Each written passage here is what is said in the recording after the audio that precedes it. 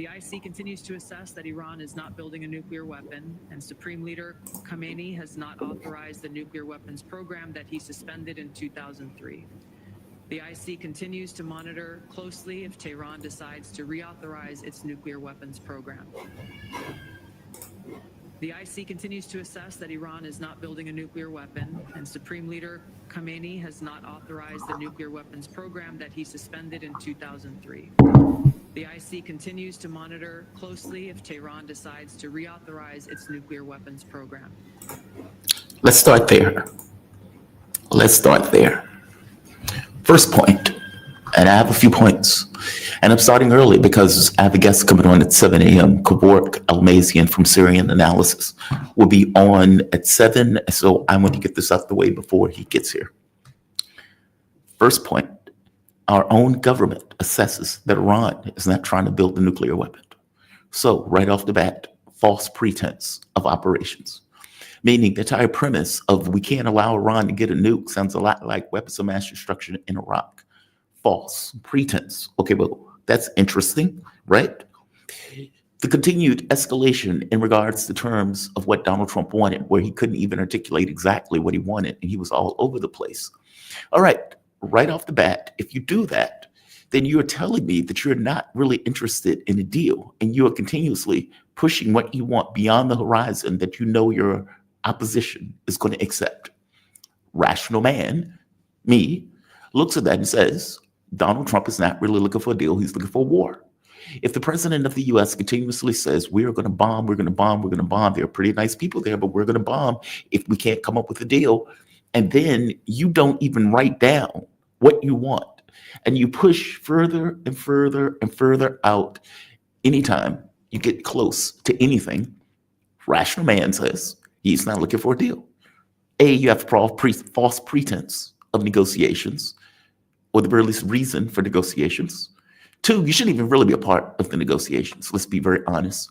But three, you can't even articulate what you want. And when you do articulate, you're all over the place. And it's beyond the horizon of what you know your opposition would accept. Three, context. We've seen Iraq, Afghanistan, Libya, Syria all fall. And all of those things fell as a direct result of U.S. actions in the region. Either using Israel as a proxy, or for that matter, having the U.S. directly militarily intervene. Rational man looks at that and says, the wolves are at the gates of Iran. The monsters are at the door. Rational man. Now, other people will come on the show and will give a rational argument of, oh, wait a minute, that just seems bad. That doesn't seem like a good idea. I don't think Israel is going to really do that. I mean, Donald Trump is not going to allow. And what would rational man say? Rational man looks at it and says, you all are wrong. Ideologues are not looking at the world through rationality. Ideologues often get it wrong. And not just get it wrong to get it wrong because their view of reality is so dim and racist that it doesn't necessarily take into account real physical matter, reality. So when they look at Ukraine or let's say Russia, they say, Russia's Nigeria with snow, and we can just knock it over by using Ukraine as a battering ram, and it fails miserably, then it should tell you something about the way they look at the world. The Nazis looked at the world in the same way. We could knock over the Soviet Union, it'll fall apart. What happened in both of those situations? Both failed miserably. And I'm saying the same thing was true in the way that the United States, and yes, I'm saying the US, because Israel is only a proxy of America. Israel can't do anything. The very air Israel breathes is given to it by the United States of America. If 80% of the bombs, weapons, if Trump is transferring intelligence, transferring weapons before the attack, then obviously the United States is directly involved and believe that this was their opportunity to knock over Iran. Racist people don't look at the world as it is. They look at it through their lens. All of us do to some degree, but the reality of it is, we get closer to reality, even if we can't ever touch it. But racist people are looking at it purely through the lens of sociopaths. How can we knock over that government? And is this the opportune time to do it? In their minds, yes. Fourth or fifth point, I don't even know which point I'm on, but next point. What's the word I'm looking for? There's a specific word. Impunity. When you go 2 years, and I'm starting on this before getting into what has been taking place because I need to set the context. The context is important. When you go for 2 years murdering women, children, burning children alive, when you are bombing hospitals, when you are starving people to the tune of millions, and then shooting those starving people in the back and the face when those starving people go to get food, when you take glee out of it, dancing as people die, setting up parties to watch people get bombed, civilians get bombed. When you are doing all of this stuff and it's all on camera, you're not even hiding it. Does it not build a certain sense of impunity that you can do whatever you want? And so you go into Syria, you go into Lebanon, you destroy elements of the West Bank, you murder civilians in Gaza, and you put those civilians in death camps. You do all of that stuff, and the entire world watches you. And then you look at Iran, and you say, this is the time. This is the time to strike. The world has let us do all of this for all of these years, and nobody got involved. This is an opportune time to strike. Now, I pointed out that the monsters were at the gates, that the rational argument doesn't apply. And more beyond the rational argument doesn't apply, the argument that I had with Sarah, and I was right, by the way, and she told me I was right, so thank her for that. That just because you don't fight for various pragmatic reasons doesn't mean that you don't have the capacity to do so. And that Iran, who has been preparing for a war with the United States for 20 years, especially after looking at Iraq fell, is not overly worried by a country of 8 million people. Iran is a country of 80 million people. And so when you're looking at that and you're looking at a war that they've been preparing for 20 years against a superpower, and you get this little colony of squatters who now decides they're going to strike. I said the monsters were at the gates. I said that Iran is more powerful than I think people realize. And lo and behold, last week, Israel attacked unprovoked. And not just attacked unprovoked, hit decapitation strikes, trying to murder the leadership and the military leadership and the scientific leadership of Iran with this belief that this was going to somehow diminish the will of the Iranian population as opposed to harden the will of the Iranian population. You had groups that were inside Iran that were causing chaos, preventing a retaliation or the strike from happening immediately in retaliation for what Israel was doing. You had all of this stuff taking place all at once. A coordinated strike internally and externally on Iran. And your humble hosts lost it. Because your humble hosts full well believed that when they were doing True Promise 2, they should have kept going and turned that colony into glass. I didn't take that point of view because I didn't believe Iran didn't have the capability. I took that point of view because I knew they had the capability of doing it, or very least strongly believed. And that for various pragmatic reasons, that they pull back. The thing is that all of the pragmatism, all of the appeasement has only brought you to the place that you were trying to avoid coming to. And so here we are. We are at war. Israel got the first strike, but Iran has been decimating Israel. And to make this point clear, this is what is happening in Gaza right now. Israel has not stopped its attacks on Gaza. In fact, it's expanded them. They've killed 50, 60 people over the course.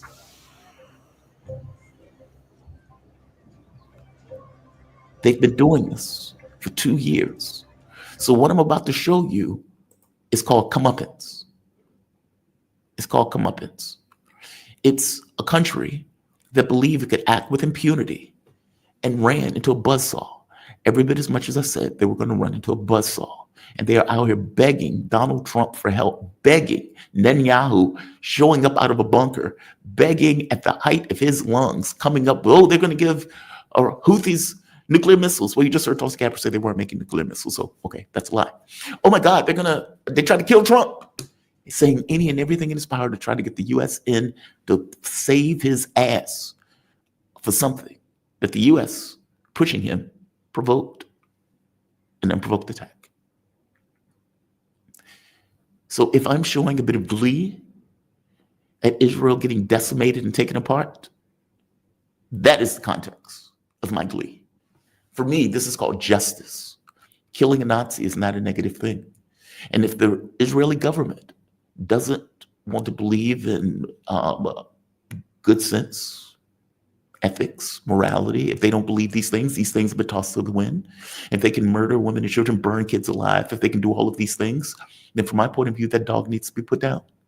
And for better or for worse, Iran has taken it as the job of civilization itself to do the world a favor and to do just that. This is what has been taking place over the course of the last couple of days. When I say Iran has unleashed, I mean it in the most literal of terms. Tel Aviv has never experienced anything like this, and this will be in their bones for however long it exists. So, right here, let's start here.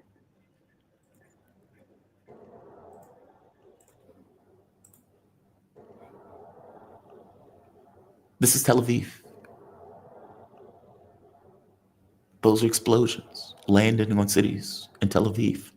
Let's keep going because there's more. This is Iran launching some of the missiles. Keep in mind, these attacks have been going on for the last several days, so these videos may be interlaced with several days.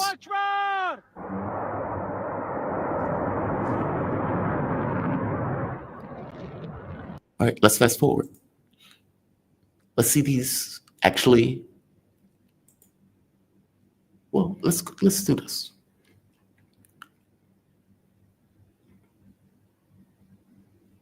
Yo. Hit the targets. Wow. הנה עוד אחד. יו! וואו. הנה עוד אחד. יו! Again, that's Tel Aviv. It's not Gaza. That's Tel Aviv. Let's keep going. There's more. It's like God himself dropping rods from the sky. Look at that. Look at that. Look at that.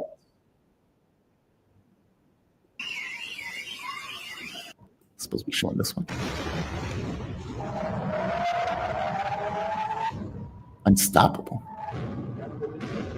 Unstoppable. Looks like the Iron Dome needs an Iron Dome, right?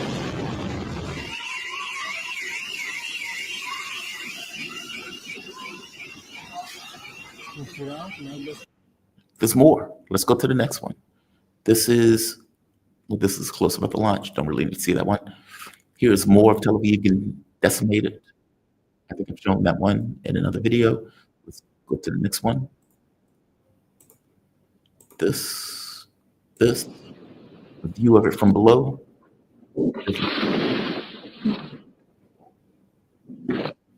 Just in case you had the unfortunate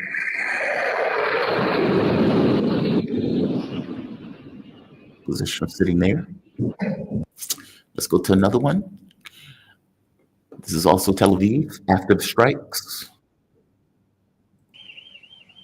Yo.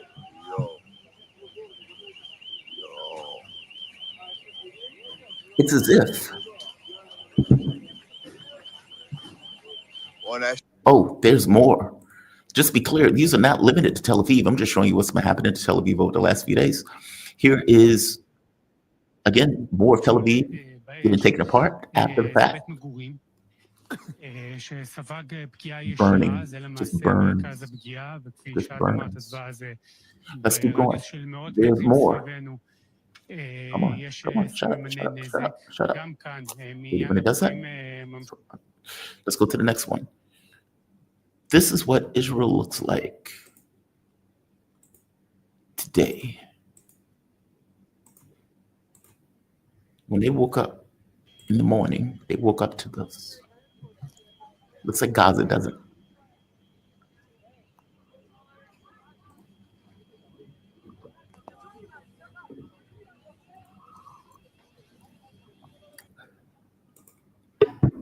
Once again, this is not limited to Tel Aviv.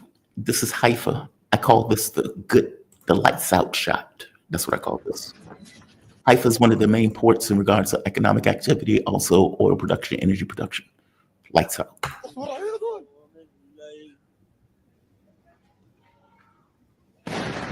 Lights out. Lights just immediately went out. See it again.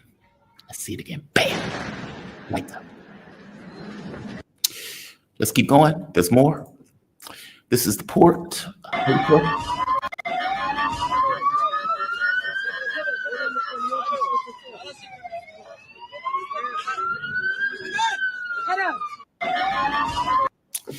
Let's keep going. There's more.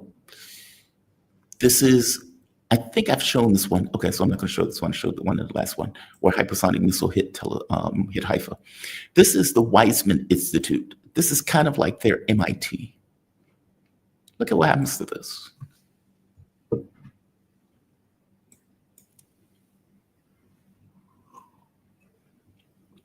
Wrecked.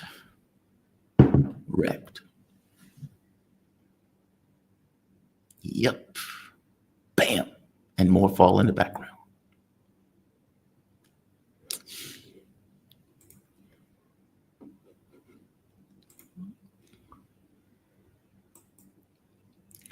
Now, as I pointed out before, there have been far more of these that have gotten hit. The catch is Israel has put a very strong military censorship in place because they didn't necessarily want to show all of the targets that were effectively being blown up all across the country itself. And so Iran has been picking their shots and hitting their targets, hypersonic missiles. And this is with the US and some of the other quisling governments working tirelessly to try to knock those missiles out of the sky before those missiles hit. It is also need to be clear that these are the old missiles that Iran had stockpiled, not their newest. So it's almost like they went through their old missiles first in order to drain the air defense, in which case they can now hit with drones, hypersonics, and many of the other missiles in the daytime even. Hence the begging that Netanyahu is doing, trying to get the United States into the war. It's as if they believe that murdering starving women and children was the same thing as a proper war. And now that they're in a proper war, they're sitting in bunkers crying, oh my God, we've never heard anybody. I can't believe that this is happening to us. No, really, there are videos of Israelis. Oh my God, why is this happening to us? We've never heard anybody. We've never done anything. Okay, fair enough. The Nazis and the people in Germany had the same thought. Oh my God, why are the Soviets rummaging through Germany like this? We were just so nice people. We weren't doing anything. Okay, sure. The Mossad agents, or at the very least some of them, that were setting off explosives, setting off drones, et cetera, some of those people were caught. And the labs in some of those cases were caught. Here are two guys who just got caught in one of the trucks. I'm not a psychic, but I can tell you these guys will have a very bad night. That's assuming they're still alive. A very, very bad night. The Israeli forces caught these guys. And not just these guys, there's videos of of Iranians on a motorcycle trying to chase down a truck of drone parts. That has also taken place. So there's that. Now, I'm not going to show you Netanyahu begging because I hate his voice. So I'm not going to show that part. I will say that it is a war. And Israel has also been doing strikes on Iran. But it seems that Israel's strikes are getting weaker and the air defense is getting weaker, whereas Iranian strikes are remaining consistent and just keep happening. So Israel will hit a building. They will hit civilians. That's the other part I want to point out. Iran and those missile strikes have not killed many Israeli civilians. You might get 20, 30. There's some people in the rubble. But Israel has been taking out that many people by one strike alone. And as somebody pointed out on Twitter, it's very weird that Iran can hit their targets without murdering 100 civilians to do it. It is weird, ain't it? It's almost as if Israel was killing people on purpose. This goes to Donald Trump. If you remember when the attacks first happened, the Unprovoked attack, Trump was bragging. Oh, I promise. I told Iran that they needed to do this, and I told Iran that they needed to do that, and they had 2 months to do it, et cetera, crowing. I knew everything about it. Yes, I was involved in it. And then when he realized it was going poorly, because right here, Kevork, give me 1 second, man. I'm coming to you like in 1 minute. When Donald Trump realized, or before he realized it was going poorly, he put out stuff like this.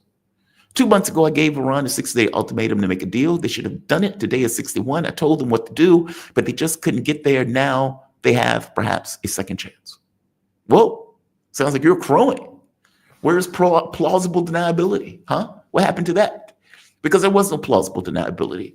Israel is the U.S. proxy, period. And they are doing nothing without U.S. will, money, bullets, guns, and all the stuff behind it. When Trump realized, oh my God, this is going poorly. This isn't going as well as I thought it could go. The U.S. had nothing to do with the attack on Iran tonight. If we are attacked in any way, shape, or form by Iran, the full strength and might of the U.S. armed forces will come down to levels never seen before. However, we can easily get a deal done.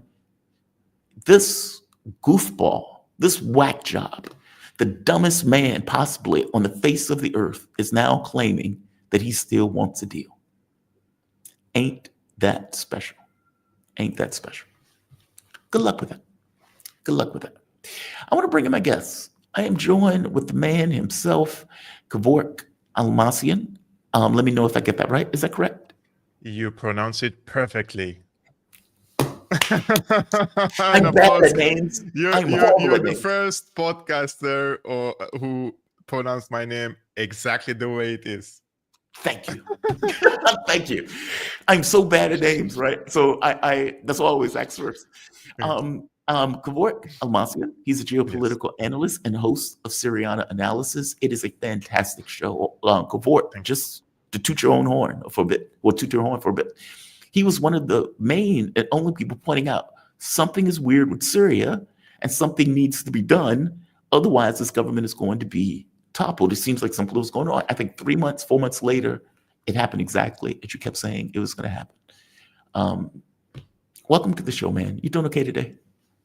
Thank you so much, brother, for having me and for the compliment. Actually, it's not really difficult to foresee what could come next in West Asia or the Middle East, especially if you follow the patterns of the policy making in Washington and Tel Aviv.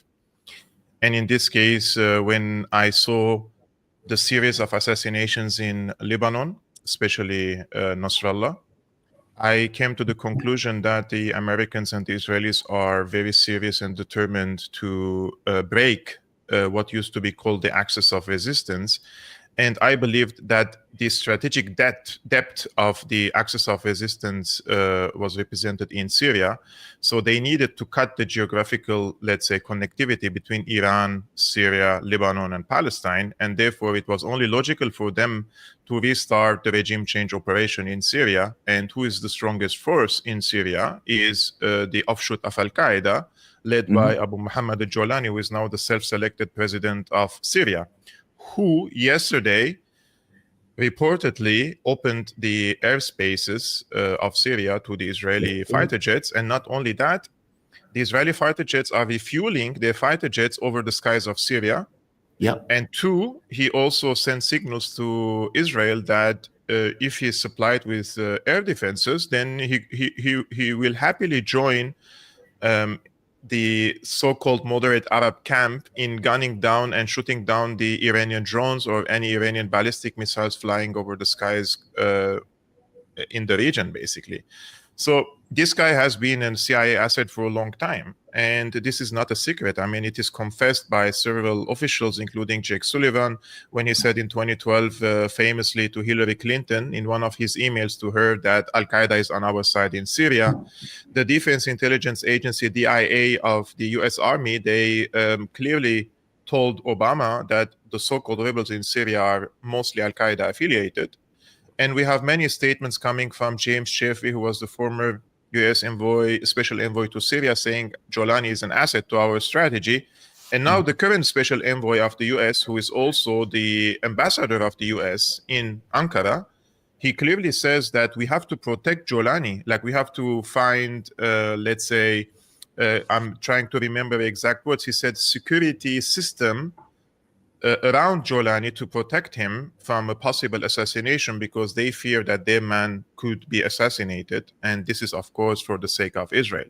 Now, when we put this Syrian war into this proper context, we also understand what is happening now in Iran. Yes. And I have warned many times, and I'm not here to say, you know, I told you so, because I don't like doing that.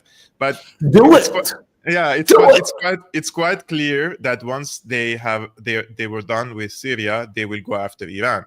Yes. And Iran made the strategic error, in my opinion, for not coming in defense of Syria when the regime change war restarted in November 2024. Some may argue and say they didn't have the capability or they didn't have the capacity, or some people say they have different calculations. And I understand the domestic calculations of Iran, but on the broader scheme of affairs in the Middle East, if you abandon Syria, which represents your strategic depth in the axis of resistance, then you are basically allowing Israel to make a move on the chessboard and come closer to Iran. And that is, of course, now using the Syrian airspace to bomb Iran, right? Yep. And not only that, they're also cutting the supply chains for other non-state actors such as Hezbollah, Hamas, Jihad, who received weapons from Syria or through Syria, right?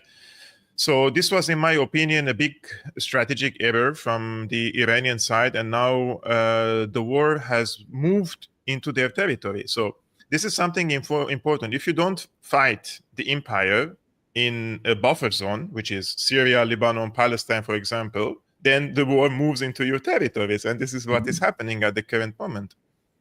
Yeah, I kept saying the wolf was at the gates. That, you know, this idea that appeasement was going to somehow stop Israel was nonsense. They took every act of appeasement and pragmatism as weakness.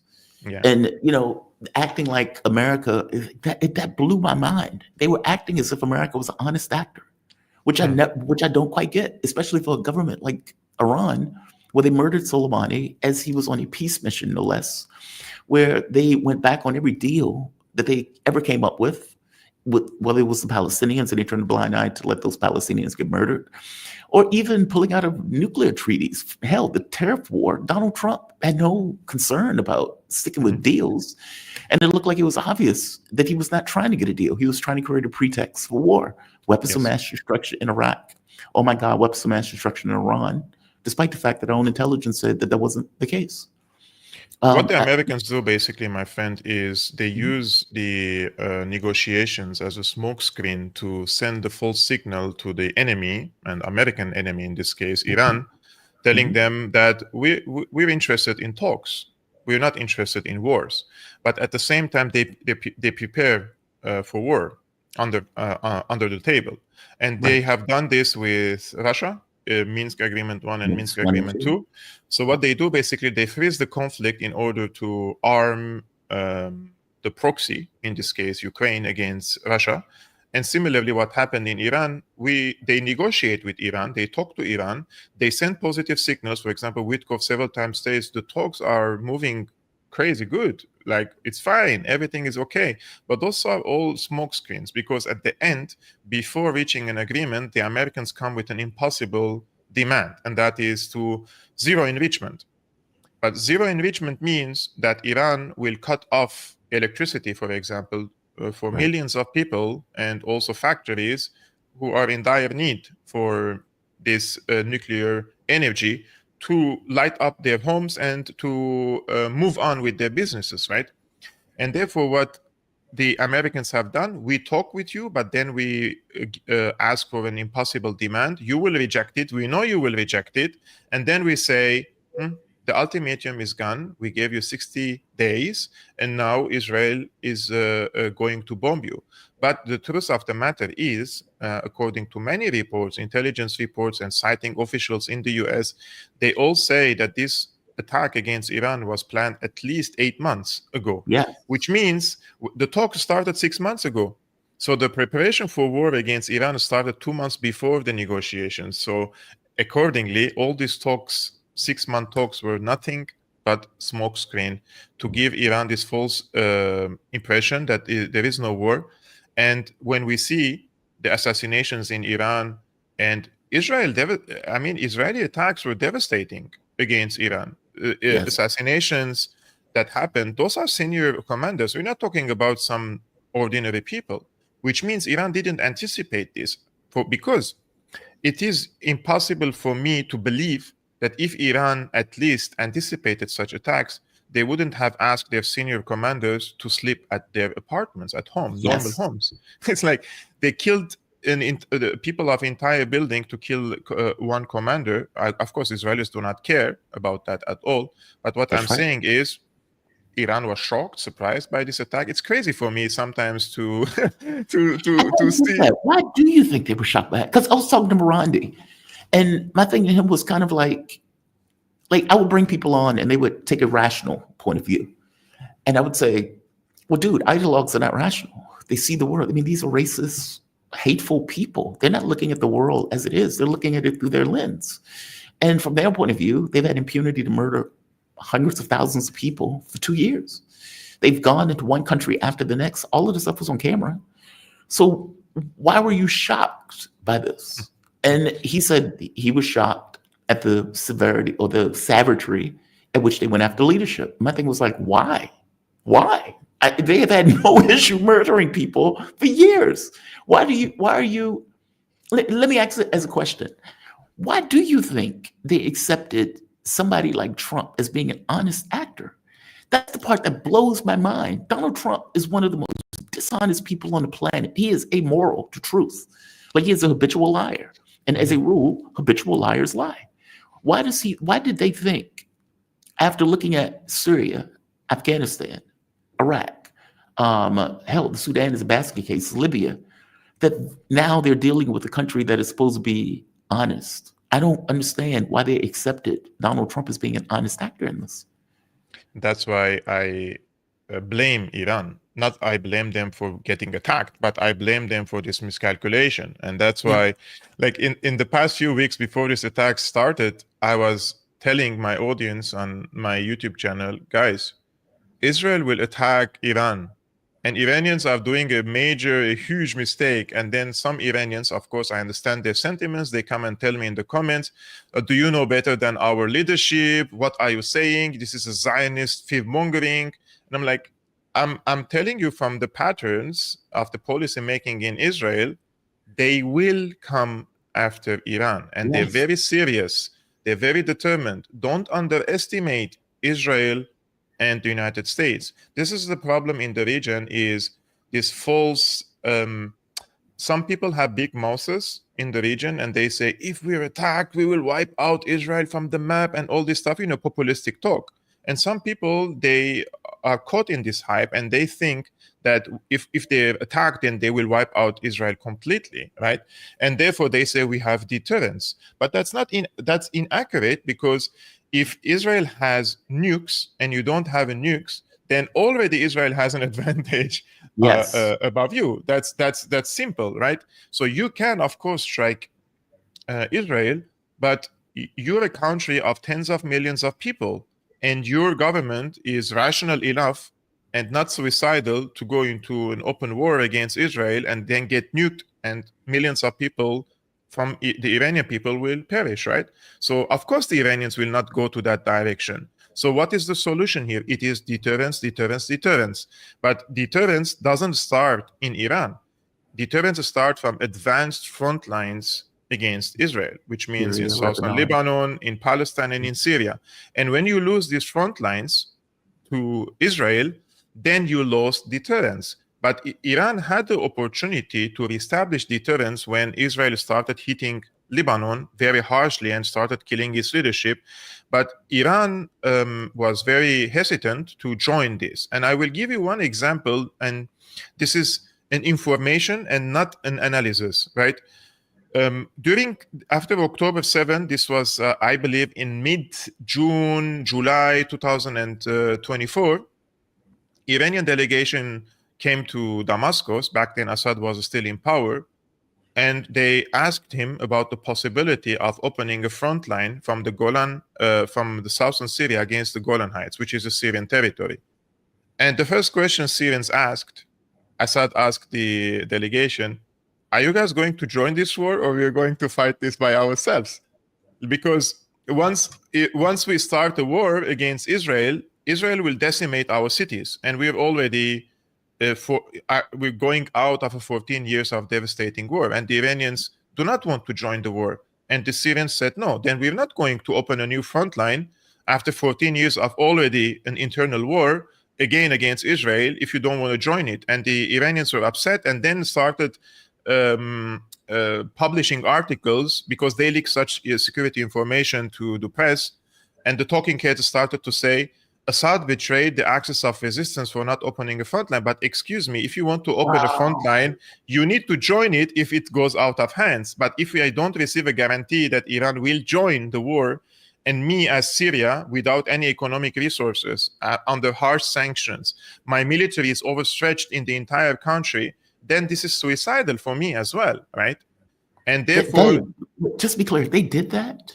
Yes, they asked them to fight Israel without any assistance from Iran. Assistance is they will send you weapons, they will send you advisors and tell you what to do, but they will not join the war directly. If things go out of hand, you need the Iranian backing. Just like the Americans are supporting Israel directly, you need a stronger power on your back. Syria's economy is in tatters. They don't have enough fuel to operate the tanks. So if there is not going to be a secured fuel line between Iran and Syria to operate the machinery and the tanks, then how can you fight a war, right? Exactly, right. So this is what happened. And I will go one step further, and this is something that I don't mention often. Iran put enormous pressure on Syria for Assad to shake hands with Erdogan, for example. And everybody knows that Erdogan is a snake, and he's playing a double game in the region. And the main actor who reactivated this regime change war in Syria and ousted Assad is first Erdogan's Turkey and then Israel. And the purpose of it was to break down the axis of resistance against Israel, and Turkey would expand from Aleppo to Damascus, and the Israelis would take over southern Syria, which they already did, and open up to other regions in Syria, such as the Kurdish areas in the east, or with the Druze community in the south as well. And they have done this. So when Assad said, no, I don't want to reconcile with Erdogan, unless he vows or he gives his word that he will withdraw from Syria, because Turkish occupation forces, again, are on Syrian territories. And what Iran did, basically, they cut fuel to Syria for 3 months, and the country became completely dysfunctional during this time for 3 months, so that they forced Assad to shake hands with Erdogan. So crazy miscalculations happened in the past at least 2 years in the region, which led to this situation now in Iran. That is outrageous. That is outrageous. Yeah. Like, what did Iran think they were dealing with? I mean, like, they effectively undercut their ally in the region, wouldn't be interested in joining the conflict, and then left them in the lurch by cutting oil, something that they effectively needed to just function. Yeah. That is amazing. Like, Kevork, that's amazing. Like, my mind is blown. Because Iran lives.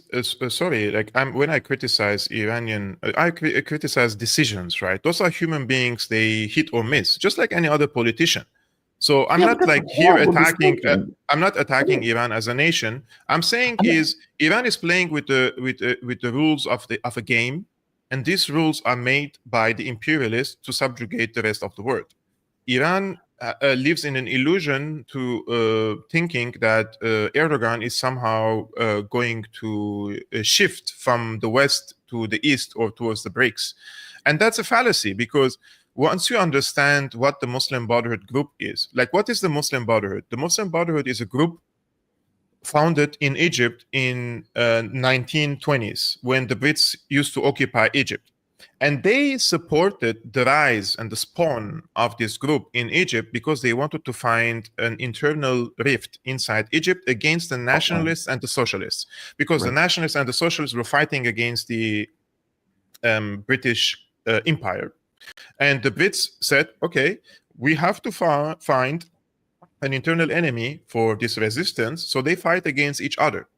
And since then, in every major conflict, in every strategic juncture in the region, the Muslim Brotherhood always played the role of the fifth column, breaking the backbone of the resistance against imperialists. And the last one was only in 2024, when the Muslim Brotherhood-led government in Turkey, represented by Erdogan, they colluded with Israel and the United States to oust Assad, to help Israel in this case. It always happens. I will give you one historical example, and this is the last one. In 1973, Syria and Egypt attacked Israel to liberate the territories they lost to Israel in 1967 war. So in 67, Israel occupied large swaths of territories from Egypt and Syria and Palestinian territories. And Hafez al-Assad and back then Anwar al-Sadat, they planned on a surprise attack against Israel to capture and liberate the territories they lost. And they were moving forward really well, and then Anwar al-Sadat stopped. Anyways, Anwar al-Sadat decided after the war that he will pursue peace agreement with Egypt, right? And he struck a peace agreement with Israel in 1978. During this time, Jimmy Carter was trying to persuade Hafez al-Assad to join the peace agreements with Israel. Hafez al-Assad rejected categorically, and they boycotted Egypt. They led a campaign against Egypt, calling them traitors, etc. Now, when Egypt signed this treaty, the Americans came again and said, look, this is your last chance. Sign this peace treaty and everything will be all right. And you will be normalized in the region. We will lift sanctions. We will treat you like a normal nation. You will be on our side.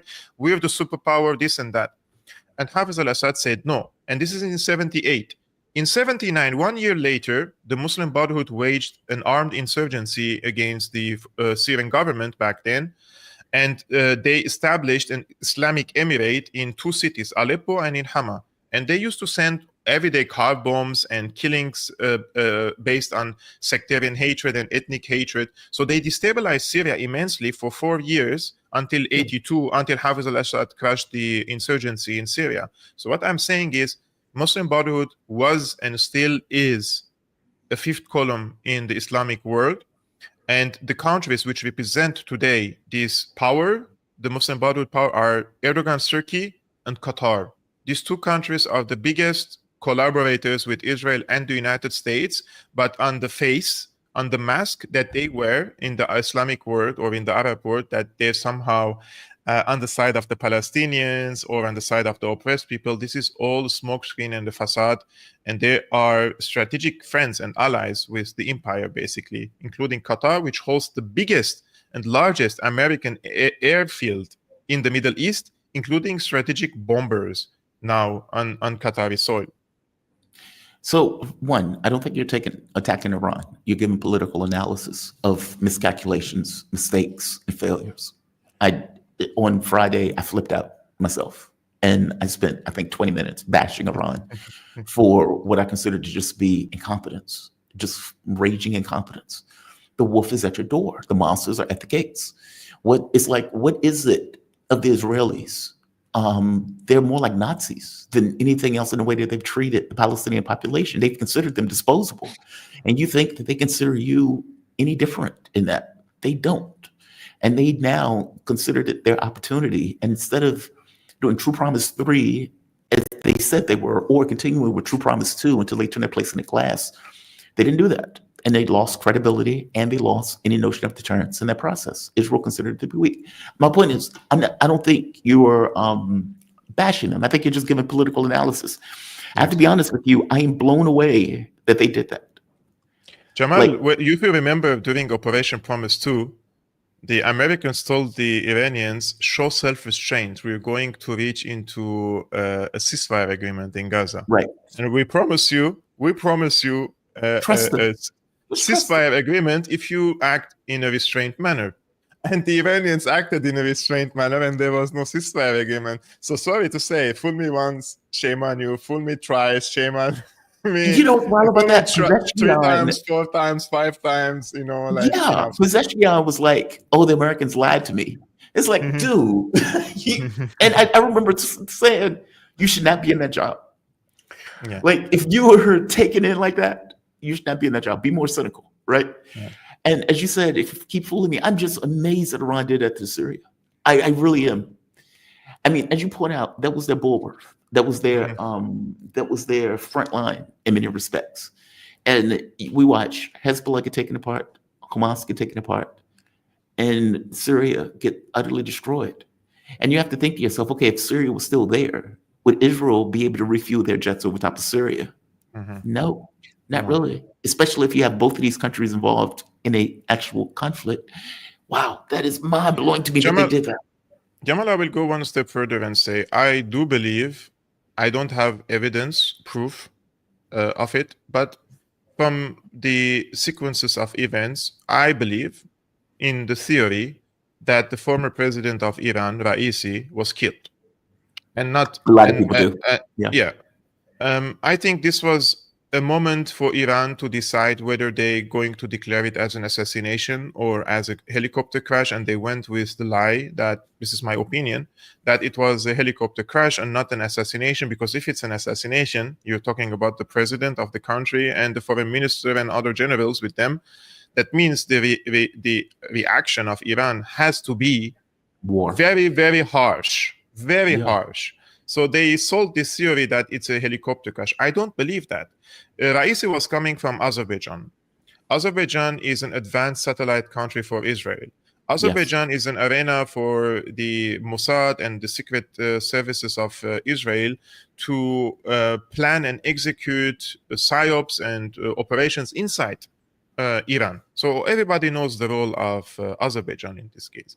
And additionally, Israel started building what is called smart villages on the borders with Iran, inside Azerbaijan.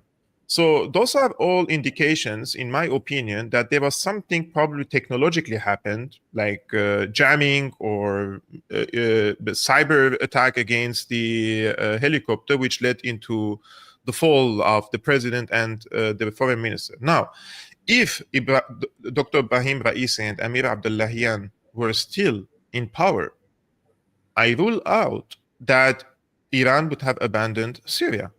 I don't believe for a moment that what is called the hardliners in Iran would have abandoned Syria. They have invested immensely with blood and money in Syria to keep it intact against the empire.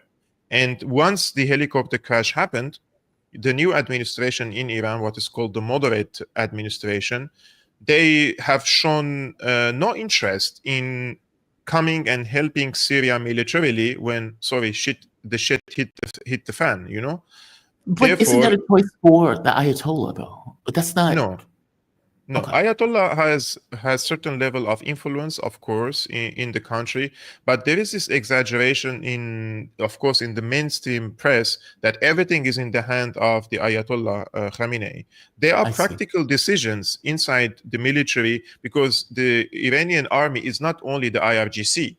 You have many other units and those are the biggest part of the army, basically. What happened is, when the government in Iran decided not to help Syria, right? The IRGC, which Ayatollah Khamenei has an influence over and a say in it, they wanted to help Syria, and they sent a squadron of fighter jets to Syria to supply Syria with necessary military means to resist this insurgency again, which was reactivated last year. But then the Israeli fighter jets intervened, and they flew all the way to the borders with Iraq, and they blocked the Iranian fighter jets from coming to Syria. And this was stated and confessed by Netanyahu himself. He said, we saw the fighter jets are coming to Syria and we blocked them. And the Biden administration, they have bombed the border crossings between Syria and Iraq in order to block what is called the Hashd Sha'bi, the PMU, the Popular Mobilization Units from Iraq, to come to Syria. So the US and Israel have played a direct military role in ousting Assad from power and allowing Jolani to move. Jolani basically moved on a motorcycle 500 kilometers from Idlib to Aleppo, from Aleppo to Damascus without resistance. He didn't liberate anything. Like everything was already finished when he came to Damascus. And he's not the first one who arrived to Damascus. There were other units who arrived to Damascus first before him. And then the decision was made by the US and Israel to crown Jolani as the president of Syria. And he selected himself. There were no elections. No. There is no constitution. Jolani is not responsible in front of the parliament, is not responsible in front of the cabinet, is not responsible in front of the judiciary. He's basically the king now of Syria. And this is what they wanted. They wanted someone radical like Jolani in Syria who can cause these internal strifes inside the country to divide Syria on sectarian and ethnic lines and be a puppet for them. And Jolani is like a good boy, like you can pet him. You can ask him anything and he would give you. Like Jolani stands naked in front of Israel and the US, and he's begging them for peace agreement. Why would Israel strike a peace agreement with you now if they already reached all their strategic goals in Syria and you don't have anything on the table to give Israel back? Like during negotiations, you give and take. Israel took already everything from you. So why would they even sign a peace agreement with you? But he thinks that he's a geopolitical mastermind, that if he takes out his clothes and be naked and then everybody will accept it. No, that's not how Israel operates. Even with their so-called allies, they don't respect them if they're not powerful. So Jolani is, sorry to say, is no one in Syria. And he could be ousted like this. He doesn't have an army. He doesn't have an air defenses. He doesn't have a tank. He has nothing. Like it's a militia, basically. If the balance of power shifts in the region, for an argument's sake, if Iran emerges victorious from this war, Jolani will be ousted. Because Jolani... No, please finish. Jolani is in power because of the shift in the balance of power which happened in the last 1.5 years from in favor of the US and Israel. And once that balance of power shifts again, he will be ousted. So I'm saying theoretically, if Iran manages to to survive and hit Israel very hard, and the balance of power or establish deterrence again, Jolani should be very fearful. So he should really pray day and night for Israel to win this war, because he will be in a really deep shit. What do you think happens next? We have about 2 minutes. What happens from here on out? My predictions stop at the point where the wolf was at the door and the wolf was going to attack. Now this is a hurricane, and I don't know if other forces are going to come in. Give me your model of what you think happens from here on out. I think Iran has already fallen into the trap of the Israelis. What Israelis did, they assassinated these commanders, and they were praying day and night that the retaliation would be exactly the same way that the Iranian retaliation was in the past days, because this will give Israel always the escalatory dominance. They will initiate, and the Iranians will come and hit them like under the level of the Israeli attacks against Iran. They will never match Israel or outmatch Israel. So escalatory dominance in the hands of Israel, it's tit for tat, but this gives Israel the opportunity to increase the escalation until the Americans would intervene in this conflict. And this is the goal. And it's not in the interest of Iran for the US to intervene in this case, or the Brits to intervene. So they either have to change their military strategy and establish deterrence now. I'm talking about now. Some people even say it's already too late, or it will lead into this snowball of escalation, and the collective West will intervene against Iran, and no one will intervene in support of Iran directly. Neither Russia nor China, nobody is interested to intervene directly militarily. Agreed. Kevork, I agree with you. I didn't understand why they were like, hey, we may hit this place. It's like, what are you doing? Just hit it. Don't tell me. Just do it. right? I'm not calling for war. I also live in Germany. I'm not suicidal. I don't have any let's say interest in waking up with the police and gun on my head. I don't call any violence in the region. I'm just analyzing and saying what is on my mind, because I'm just saying, because Jamal, many people watch this content and they explain it the way they want, and they complain against me here in Germany to the authorities. He's calling for violence against the Jewish people. I'm like, no. Yeah, no. You're pointing out material reality of a conflict Exactly. that Israel started, or you can say Israel and the United States started. And what that an Iran anti-Semitic thing to say, that Israel started, my friend. They never start. They are always defending themselves. Right, the permanent victims, right? Gavor Alamasian, man, great spot. Thank you for this. He is a geopolitical analyst, host of Syriana Analysis. You have a fantastic day. You be safe, okay? All right, let's go from one damn good guest to another damn good guest. We are joined with the man himself, Laith Marouf.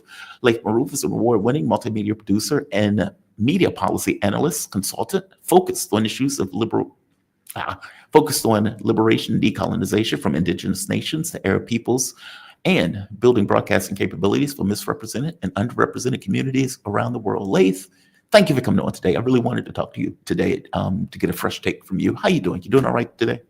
Doing all right. I made it right on time. Yes, you did. You're two perfect things I timing. want to say before we start this interview. Please. You can just, from this point on, just refer to me as executive director of FreePalestineTV, and that will save you that.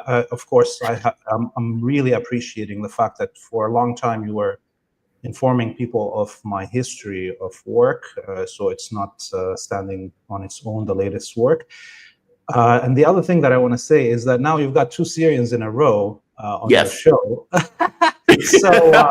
So you're committing the most, most anti-Semitic act on the planet right now. And it's 2 Syrians with big mustaches and beards also. So. Well, I figured this would be the day, right? Like I am even in my news. I went to get a new tie. I was like, I'm going to get a new tie. I'm going to get a new shirt. The context of the world has changed. And I want this show to be kind of a demarcation point for that. And what I mean by that is, one or two things is going to happen. Or 1 or 3. I mean, I can't really predict. Either Iran is going to win this, where they have to show some level of dominance, or Iran is going to face some level of oblivion, or other countries are going to get involved. All of those things change the context of the world one way or the other. I don't see normality happening after this. Give me your take on that, though. Do you see this as business as usual at the end of this? Well, give me your take on all of it, actually. Well, look, I just want to be clear that in the beginning of this war in October 7th, I told everybody openly multiple times that this is an existential war as defined by Netanyahu and the West, existential for the Zionist colony and existential for white hegemony that dominated the planet for the last 600 years, since 1491 and the fall of Andalusia and the capture of the Americas, the beginning of the invasion of the Americas. So what does this mean? That means that the Zionist colony and the West will risk everything possible to maintain the existence of this colony and to maintain the hegemony over the rest of humanity. And I told everybody to act accordingly. Now, I think we could look at the response of the axis of resistance and come to 2 different analytical conclusions over the last 2 years. One is some people will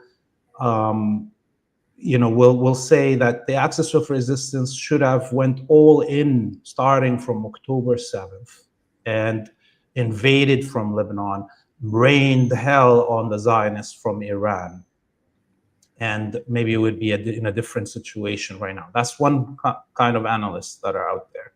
The other is that while it's clear that maybe the leadership in the Axis of Resistance actually understood this, and that they understood that every action the Axis of Resistance takes will get us closer to the abyss of world war and nuclear holocaust. Because from October 7th, from that day, it was clear the Zionist colony was defeated militarily by a ragtag militia in an extermination camp. Okay? So anything that the Axis of Resistance would have done that would have highlighted more how defeated the Zionists are, the faster the arrival to the nuclear holocaust is. Okay, because the Zionists have lost their mind October 7th.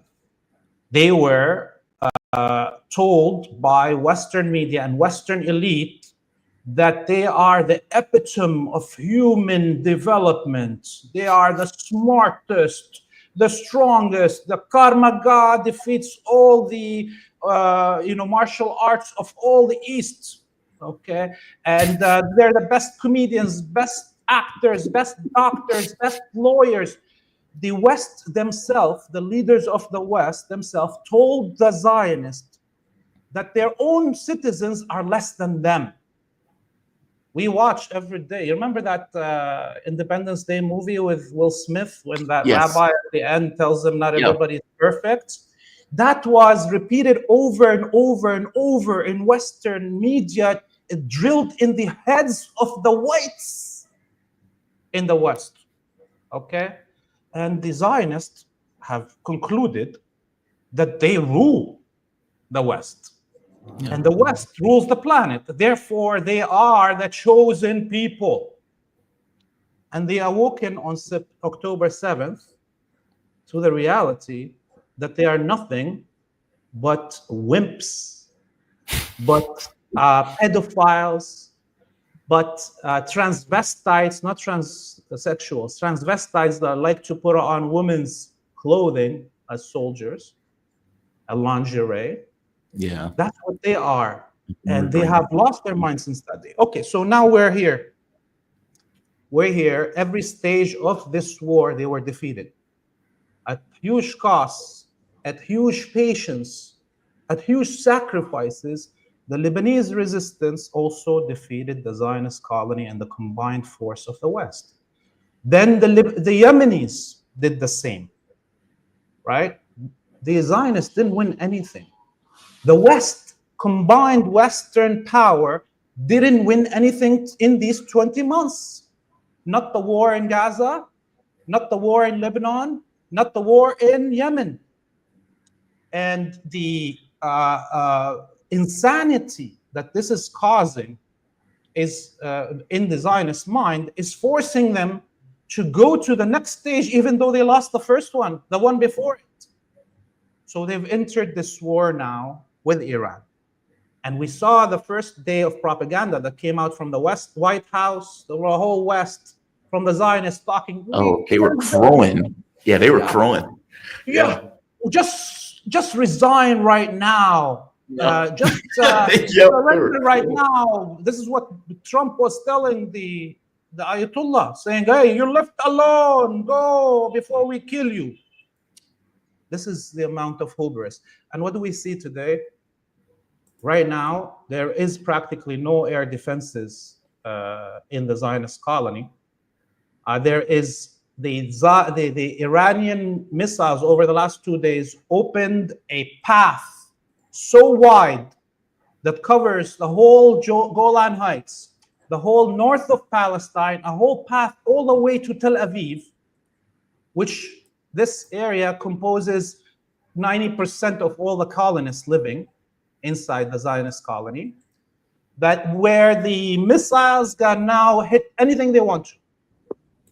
And the Zionists are so scared, especially for the destruction of much of their bases in North Palestine and the Golan Heights. Yesterday, in the south of Lebanon, in Nabatiyah city, 15 kilometers away from the border, you could hear the explosions in the bases in the Golan Heights and northern Palestine. You could feel the ground shaking in Nabateeh city. You could see the lights in the sky, the explosion when the explosions were happening. What we see here, the videos are from the main cities. But you don't understand what's happening in the Golan Heights. What happened in North Palestine on the borders?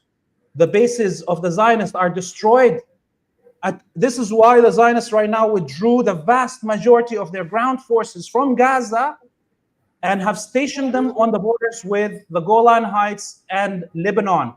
They're scared of a land invasion. Any one person without even a militia now can cross into Palestine.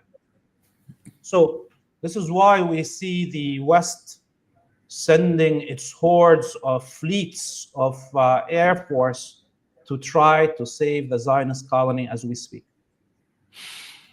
Yeah, just to be clear, when you say defeated, you just mean in the sense that they weren't able to accomplish their military objectives. They're still fighting in Gaza, even though, and wildly still murdering like hundreds over the course of 24 hours. In Lebanon, Hezbollah still exists. They weren't able to take the land that they wanted. All things being equal, Hezbollah was able to, at the very least, keep them at a distance. They were able to get what they wanted in Syria, but now they've touched a hot stove that they can't extricate themselves from. And, you know, Donald Trump, who was, as you pointed out, crowing initially, oh, look at this. This is over with. Just resign right now. Just accept our deal. Come back to the table. We can, you know, come up with something that gets rid of your sovereignty and we'll let you grovel at our feet. And now you have Donald Trump backing up. We had nothing to do with this.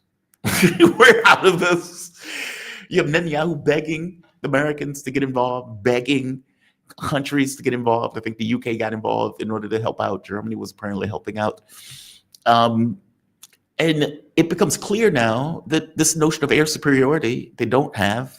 They've been cutting through Iron Dome. Iron Dome's needs an Iron Dome. They've been hitting Tel Aviv for 3-4 nights at this point. They've been hitting Haifa. They've been hitting air bases, Ben Gurion Airport, meaning they've been hitting all across Israel, as you pointed out, the occupied territories, pounding those areas. Israel has put a blockade on any information going out, even though we still have videos of the missiles just filling the sky, with Israel having seemingly no capability on their own to do anything about it. And these apparently are the old missiles that Iran had just built up, where they effectively used to get rid of air defense from Israel, and now they're hitting them with their main items. And Iran is saying this is going to continue.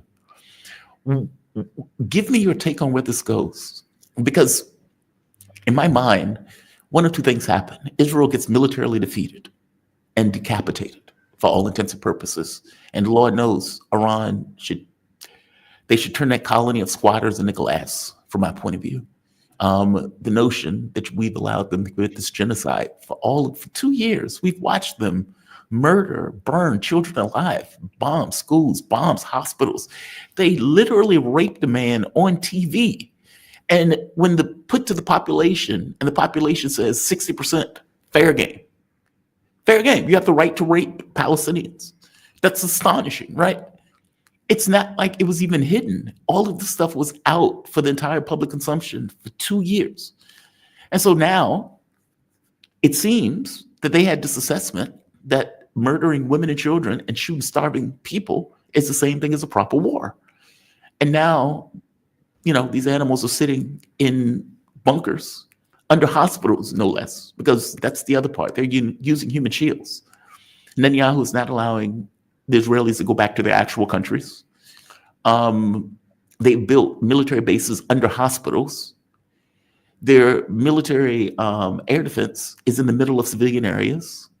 So they are literally using human shields in this war, and they can't extricate themselves. Where does this go from your point of view? So when I say the Zionists were defeated, I mean they were defeated. It's not that they couldn't achieve their goals. They were actually defeated. Oh, you mean in literal sense? Okay. Literal defeat. So whenever the Zionist ground forces confronted Palestinian resistance in Gaza, They were whipped. In 20 months of the use of all of the air force and intelligence power of the West combined, bombarding the hell out of Gaza, from day one, by the way, American jets and British jets and French jets and Italian jets and German jets have been bombing Gaza.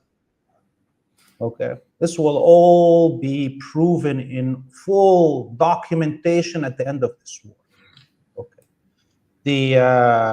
when they faced off with Hezbollah, they got their behind whipped.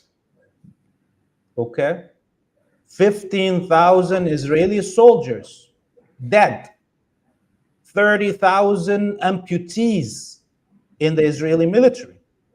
This is probably just 20% of what is recorded, because the vast majority of the troops on the ground also are composed of mercenaries and Western elite forces that are all hidden their deaths. Okay, so what does this mean?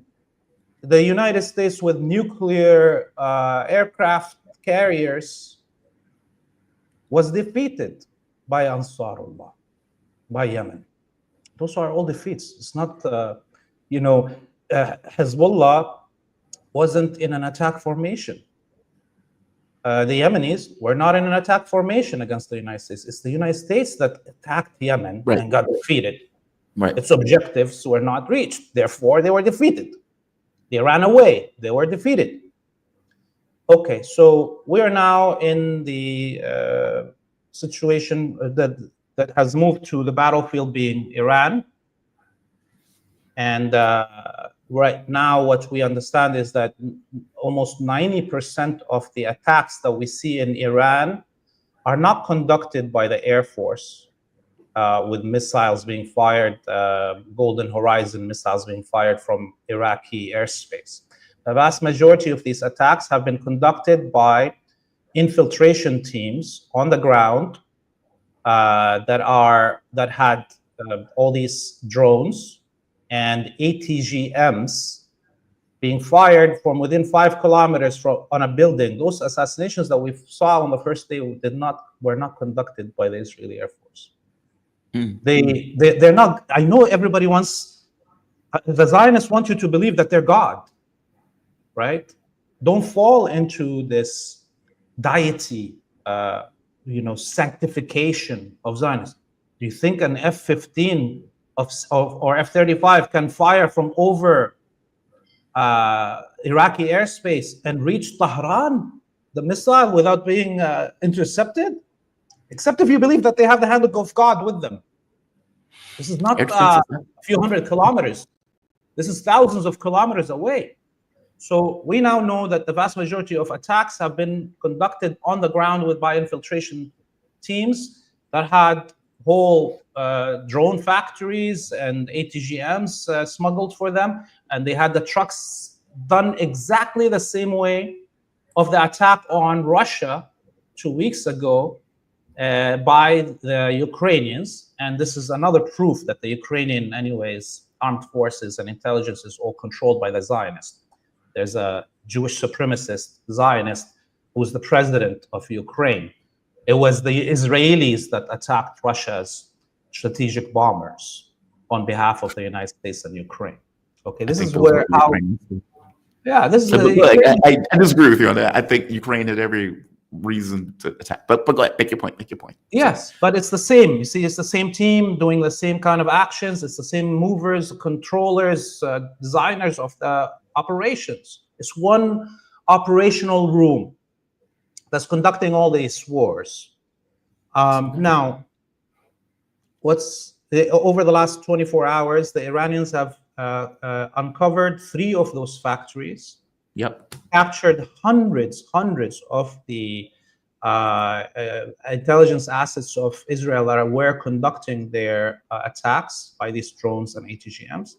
And so we've seen already a mass decrease in the attacks, and we will see it even more so over the next 24 hours. And this is why the Americans are coming right now, all of NATO's air force is coming to the region, because the supposed first blows that were also coordinated with an psychological warfare attempt to confuse everybody, to make everybody really think Israel can get you anywhere. You know, they're the chosen people. That now collapsed. The euphoria inside the Zionist mind and the Western supremacist mind has been popped after we saw the mass bombardment of the Zionist colony. And if the United States, and I think the United States will be joining this war, let me be very clear. I don't think there's going to be any stop of this war. There's at any minute, Israel is going to be glassed, as you said it.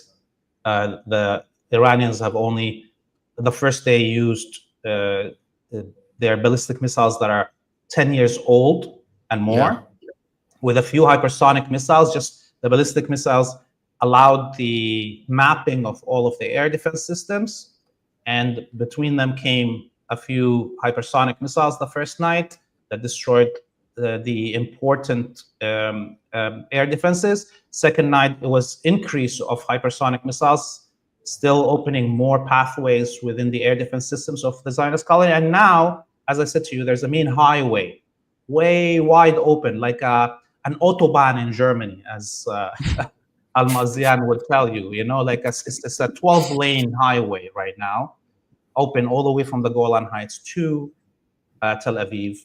That's going to be that's now being populated not only by these hypersonic missiles. The second tonight we will see weapons that haven't been used yet, but now also we're seeing waves of drones easily crossing from the path of the Golan Heights and South Lebanon towards deep positions in the north of Palestine. You know, I'm curious on something. Is this going to pull in other actors? So Pakistan has pointed out, well, as you pointed out, the U.S. is probably going to get involved, even though Donald Trump is saying he's not. The pressure that is going to be on him to get involved is going to be overwhelming, right? UK, Germany, who's always on the wrong side of history, they were Nazis. They seem to be backing Nazis in this one, so they will most likely assist the people who they're most closest to. What about Iran? That's the interesting part to me. I don't see Russia or China get involved. Apparently, they were Chinese airplanes that turned off the transponder that was helping and assisting Iran. There's talks about Pakistan helping and assisting Iran, at the very least, giving weapons, materials, those type of things. One of the Israeli generals said that Pakistan has said that if Israel uses a nuke, Pakistan would nuke Israel. I don't know if that's true. That could just be something that they're putting out into the airwaves, but Pakistan did say they're standing with Iran one-to-one, effectively saying, look, we will be next. If we don't stand with them, we have to stand against this genocidal regime at some point. Will the U.S. and let's say NATO powers getting involved into the conflict bring in other powers on behalf of Iran in this? Or what do you think about this? And going further, will Iran sink a U.S. carrier if they need to? You know, again, this is an existential war. That's the way I see it. Yeah, and it will be fought till the bitter end. And everybody is going to get involved in it. It all depends on how far the U.S. is willing to take this world to a nuclear holocaust before they accept that white supremacy has been defeated. So I think this is, again, we go back to why the axis of resistance has been trying to slow down things, to allow time for these decisions of escalating from one level of warfare to another to sink in. I personally, I'm very impatient. I wish they attacked from the first day, but most probably, if they would have attacked Iran and Hezbollah and others would have attacked that same day on October 7th or 8th, we wouldn't be talking today. We'd be all dead. There will be a nuclear holocaust already at this point. Yeah. So the more there is time between the stages before we reach the nuclear holocaust, the more chances are that there will be some retreat within the elite in the West, and more ramifications on the streets of the West. We're very close right now to the edge of armed rebellion. You look at what's happening in the U.S. Okay, That's beyond on the immigration. Just to be clear, that's on immigration. I don't even know if these people are aware that this is all happening. mixed up. It's all in the same sense of white supremacy. The fear that is setting in the elite in the West, that even their own countries, the sand niggers are not only uppity in their lands right now. There's a lot of uppity ends, inside the home base of the Zionists and the imperialists, and they're freaking out. The more the ends are uppity at the edges of the empire, the more they get also a backbone to do something within their inside the fortress. So this is what's happening. It's all connected together. And add to it, already we saw multiple attacks, armed attacks on Zionists inside the United States. The assassination of the 2 Israeli embassy workers, or the attack on that Zionist demonstration in Colorado. So we're there. Okay. So the more that Iran can drag this in stages, even at the cost of more dead Iranians. Now, the less dead Iranians will be later if some changes happen within the minds of the elite in the West. But otherwise, your question about Pakistan, yes, Pakistan will be defending Iran if a nuclear attack happens on Iran, and or if one of the nuclear reactors of Iran is blown up and a nuclear fallout covers Pakistan. Remember, Pakistan is just the east of Iran, and the wind is going to blow east, and the Pakistani people will be radiated. So this is not only an issue of Pakistan wanting to stand against the Zionists. This is also an existential issue for Pakistan. Having a population that's radiated and farmlands radiated, and you can't feed yourself when you're already like at the edge of collapse as a state. No. Whatever the elite in Pakistan may have collaborated with the West for a long time, or took money from the Saudis or whatever, this is their life.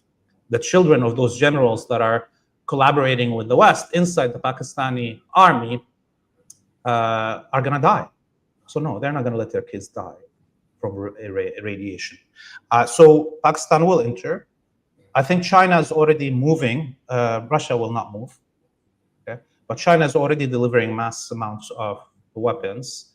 I believe North Korea will provide a nuclear umbrella also.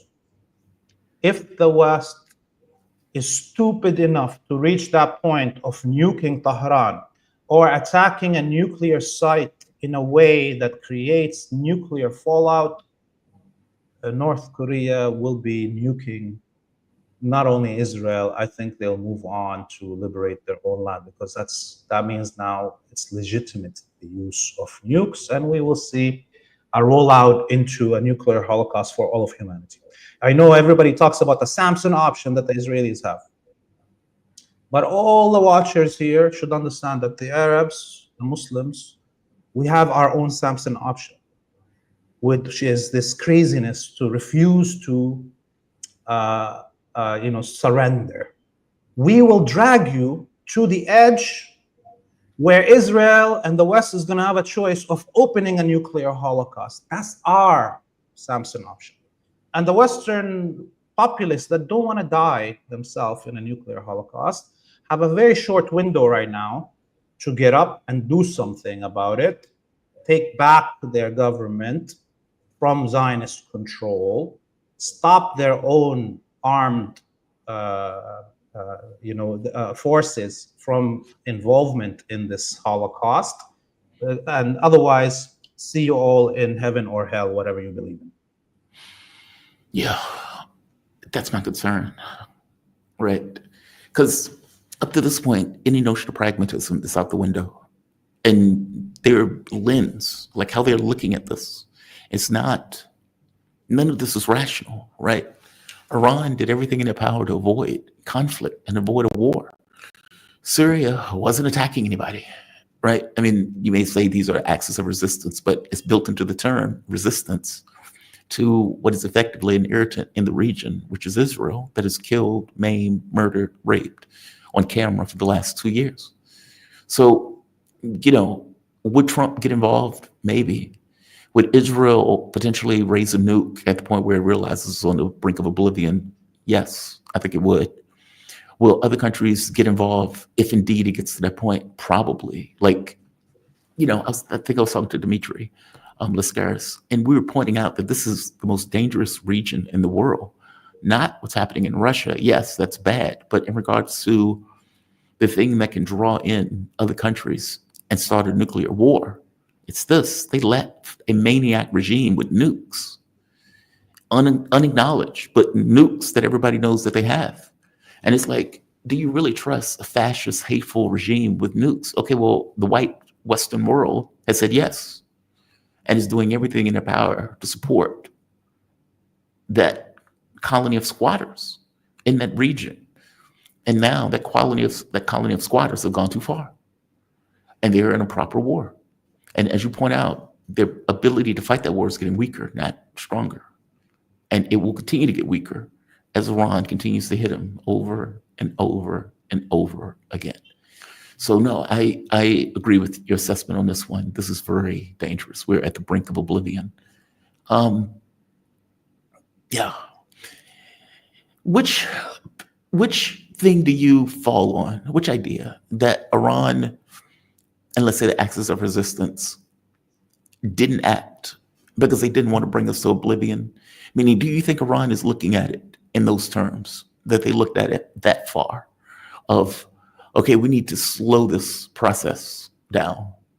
Or do you think that ultimately Pezeshkian was naive and he allowed all of these people to die by getting hit with something when he should have been far more cynical about negotiating with the United States? Which one do you fall on? Which one do you think is more right? Because you presented two potentials. I'm curious on which potential you think is more realistic.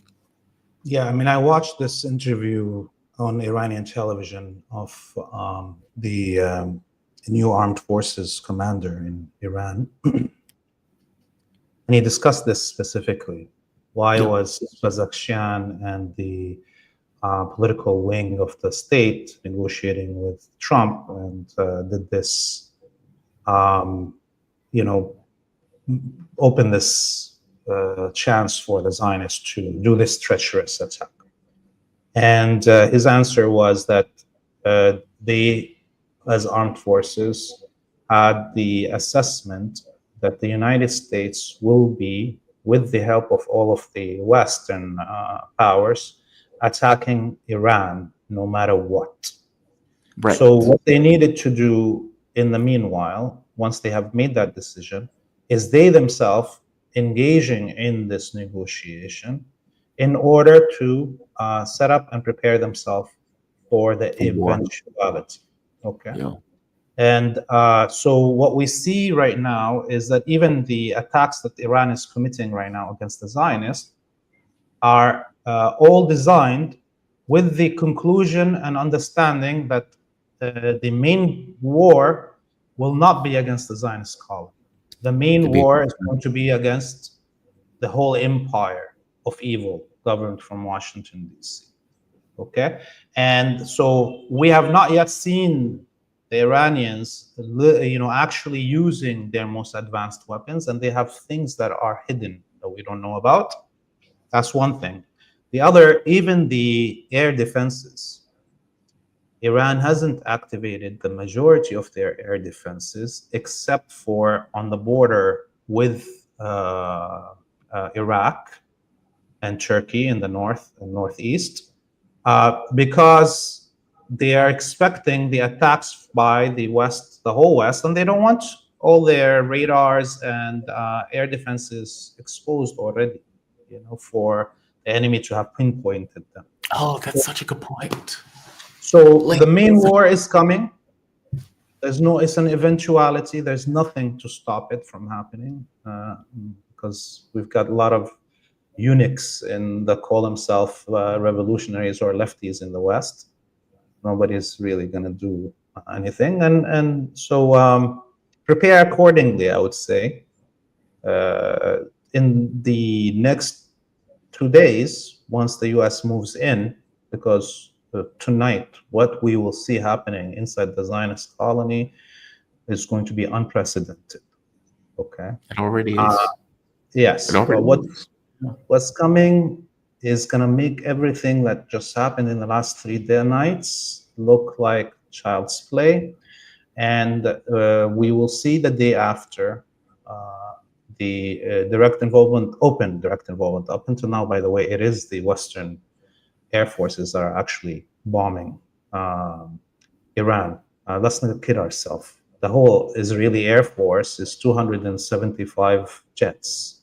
The whole Air Force. That includes a lot of, F-18s and 15s. There's only 45 F-35s. The F-35s can only fly one sortie and then have to be grounded for a minimum of 2 days for mechanical, checkups. The F-15s, the 16s, and 18s, they can do only 2 sorties, and then they have to be also grounded for checkup. How can Israel conduct hundreds of air raids at the same time on a country that's millions of square kilometers size? That's illogical. While they're also bombing Gaza and bombing Yemen. Come on. The whole Western Air Force is already involved, and what we will hear is the announcement that they are doing it. Iran already knows that they are engaging Western air power, and they just before we got on, and that's something I forgot to say, is that Iran just shot down an MQ-9 American Reaper drone over Iranian territory. Yep. So we're already in that point. Okay, and the 3 F-35s that the Iranians shot down, 3 of them, and they captured one of the pilots. The pilot is an American citizen. A woman. Okay. A woman, she's an American citizen. She's not an Israeli citizen. So the things are going to just be in the open. The war is already happening. The US is involved in it, but it's just the West is going to announce it as part of the psychological warfare. How is that going to change their performance? They've not been able to, this is the maximum of their performance that we've seen over, except if they bring in the strategic bombers, and then we can say goodbye to this world, okay? Yeah, all bets are off at that point. It becomes that much more so existential. Laith, I appreciate your analysis. I really do. We'll see what happens. As I said, the context of the world has changed. And we will see what that means in real terms. Laith Marouf, Executive Director of FreePalestineTV. Also, people can find you on FreePalestine.video, also, correct? Yes, FreePalestine.video, and we've been doing interviews over the last 2 days with a political analyst from the region here. People can watch those interviews. You'll hear things that you're not hearing in the West and what's going on in the minds of the people. And we will be doing daily ground field reporting as this war continues. So people can go to FreePalestine.video to find us on all our social media platform and to donate so we can continue this work. Thank you, man. I really appreciate it. You be safe, okay? You too. See you soon. All right. That is a terrifying analysis, even though I think it's accurate. There may be small parts of that I quibble with, but in getting into where this goes, it's dark. Like, it's not right now, as we speak. Israel has provoked a war. Israel fully believes that the United States would have assisted in a war that it provoked. Now, Donald Trump initially said no, he doesn't want to get involved. But Donald Trump is one of the weakest presidents we've ever had. Prick him and he screams. And so this weak president who is going to have difficulty getting his legislation through Congress, who has a ton of Congress members who are pushing him on the issue of Russia and pushing him on the issue of Iran, even more so on the issue of Iran, as it sees its colony being taken apart piece by piece. Effectively, in RT, they say that Iran is taking out the Israeli war machine, effectively demolishing it. Many of the bulldozers that they were using to effectively bulldoze Palestinian homes, or for that matter, roll over Palestinians, are now being used in Tel Aviv in order to remove trash out of the streets, houses that have been destroyed, buildings that have been destroyed, trying to get people out of the rubble. I can show you pictures of Tel Aviv, and you would not be able to distinguish between what Tel Aviv looks like in Gaza. And that's just Tel Aviv. That is not talking about the other parts of Israel that Iran has been hitting and hitting and hitting. And as Iran pointed out, this is our old supply. We haven't even gotten to our new missiles. Every random blue moon will use a hypersonic missile. But for all intents and purposes, we've been hitting with ballistic missiles. Now, the catch becomes, when it becomes clear as day that Israel does not have the capacity to defend itself, what does the US, Germany, and NATO forces do? Many of the people who live in Israel are just Europeans. They've stolen people's homes. That's why I call them squatters. And so you have these Europeans that never learned about colonialization, that have a colony that everyone pretends is a country. And that colony that's there has started wars with all of these other surrounding regions and all of these countries. And up to this point, none of these countries either had a proper military that could fight back or were effectively diminished by Air Force or internal, let's say, operations. And now you've come up against the proper military, and you are shocked at the ferocity of that military when they have pent up rage going for years in the making, and you have given them every reason and rationale to uncork that rage onto your population. I will go further. You've allowed the rest of the world to see the havoc and the heinousness, the troglodyte that you are, and what you've effectively done to the population, which means the rest of the world sees what Iran is doing and applauds. They applaud. You had a premeditated, unprovoked attack on another country, and you were shocked at the savagery that the country could unleash. And now you're begging America to save your ass. I want to go to my guests. I see him here. I am joined with the man himself, Mark Sleboda. Mark Sleboda is an international relations security analyst. You can follow Mark on Boosty, Boosty, either under Real Politic or just under his name. I found him under his name, Mark Sleboda. How you doing, Mark? You doing okay? Jamaro, I'm alive. How are you? Thanks for having me. It's always an honor and a pleasure to be on the show. I am alive, and I guess we are for the time being. We'll see what happens in the Middle East if nukes and other countries get involved. Mark, I'd be remiss if I didn't ask your take on that to start off before getting into what's happening in Russia right now, because Zelensky apparently is dying of thirst without media attention. He's putting out videos. It's like, dude, I need more money. Why are you guys fighting in the Middle East? You're screwing with my crack and my coke habit. But give me your take, just as a general overview on what is taking place in the Middle East. And I'm curious on something Alexander Dugin said. He pointed out, and I don't know if this is true, which is why I'm asking you, that Russia offered a security agreement with Iran in a similar fashion as they offer with North Korea. And Iran didn't want to accept it. For one, do you know if that's true? I don't know why Dugin would know that. And two, are we on the brink of nuclear oblivion? Okay, so first of all, I have an enormous amount of respect for Professor Dugin. I used to work with him at Moscow State University.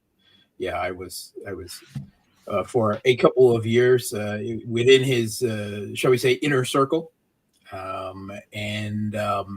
I don't agree with all of his views or opinions, but I agree with a lot of them. And even when I disagree with him, I have an enormous amount of respect for the man.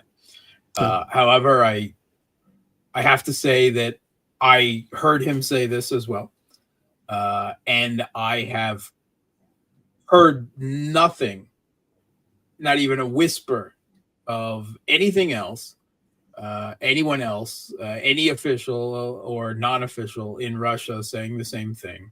And I also have no reason or wonder how he would know this, because he has an interest in presenting himself as a political insider, but he really is not.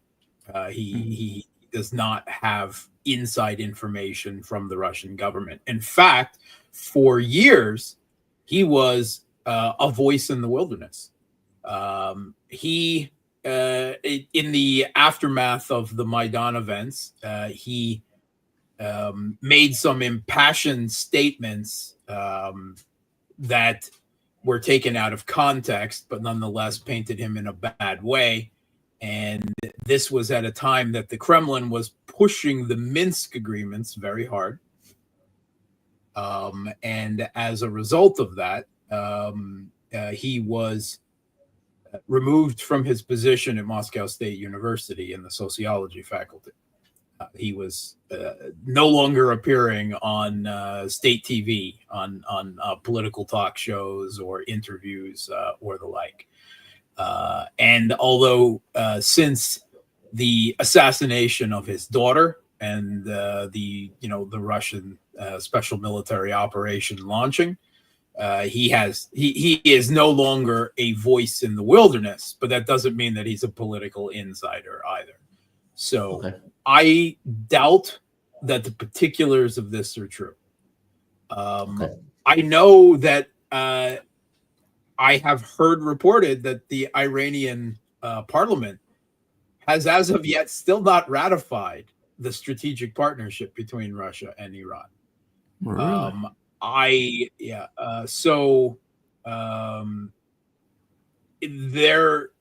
What Professor Dugan has suggested, that there was an alliance offered, that I don't know if it, like say with North Korea, including a mutual defense clause, I doubt that. Something not dissimilar to that, the idea that Russia proposed access to military bases in Iran, and Iran dithered and said no, or never gave a firm answer. That is a possibility. I find that a much more realistic possibility. So I see. I can't rule out what Professor Dugan has suggested entirely, but I think probably there's a bit of hyperbole there. I think it's there still is. I mean, there are factions in Iran that in the Iranian government that don't like Russia.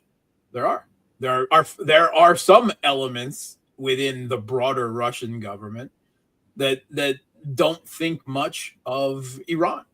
There are still factions within the Russian government that would like to have good relations with Israel. There's a lot of former Soviet citizens, including from Russia in Israel. I mean, there's a very large Russian-speaking population in Israel.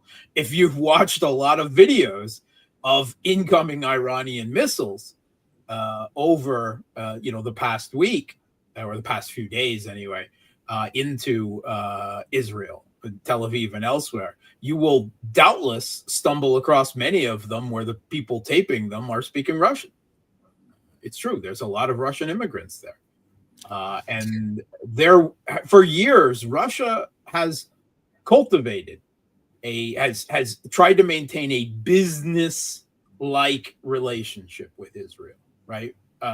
Without being, shall we say, bosom buddies, right? But there was, I believe, an attempt to understand Israel's position through the lens of a shared terrorist threat. I'm not so sure that the terrorist threat was exactly aligned, but there was that prism, and there was this strong lobby of Russian speaking former Soviet immigrants in Israel. I know that there are Russian celebrities, Russian, shall we say, elite or former elite, who, when Russia launched the special military operation in Ukraine in 2022, left Russia, loudly proclaiming that they could not live in a country that attacked its neighbors. So they went to Israel. That is comedy. Huge That is Russian comedy. internet collective laughter and derision, right? Yeah, that's hilarious. Yeah, That is comedy. try to find one of Israel's neighbors that they aren't bombing. Jordan, I guess, only because they're a U.S. Quisling, right? I mean, so it's complicated, but at the end of the day, events in Syria, events since then have, I would say that geopolitical blocks have inevitably ended that business-like relationship between Russia and Israel. I think it's over. And But Russia has been very quiet. Very quiet. They have not. President Putin condemned the attack of Israel on Iran and used those words. Those words were used. Those are strong words. Those are strong words from, he denounced, right, the attack. So I do not see actually that as being quiet at all. And he called both Netanyahu and he contacted Pezeshkian. Yes. And said that he thinks both should go to the negotiating table. Sure. After Iran was viciously attacked. Sure. In an unprovoked attack. And China, and Iran both say that there should be diplomatic resolution of the conflict in Ukraine. Let's acknowledge that there are diplomatic niceties in international relations, and stop always taking people literally at what they say, right? Right. So yes, I know you want to see Russian troops flying the flag. I don't.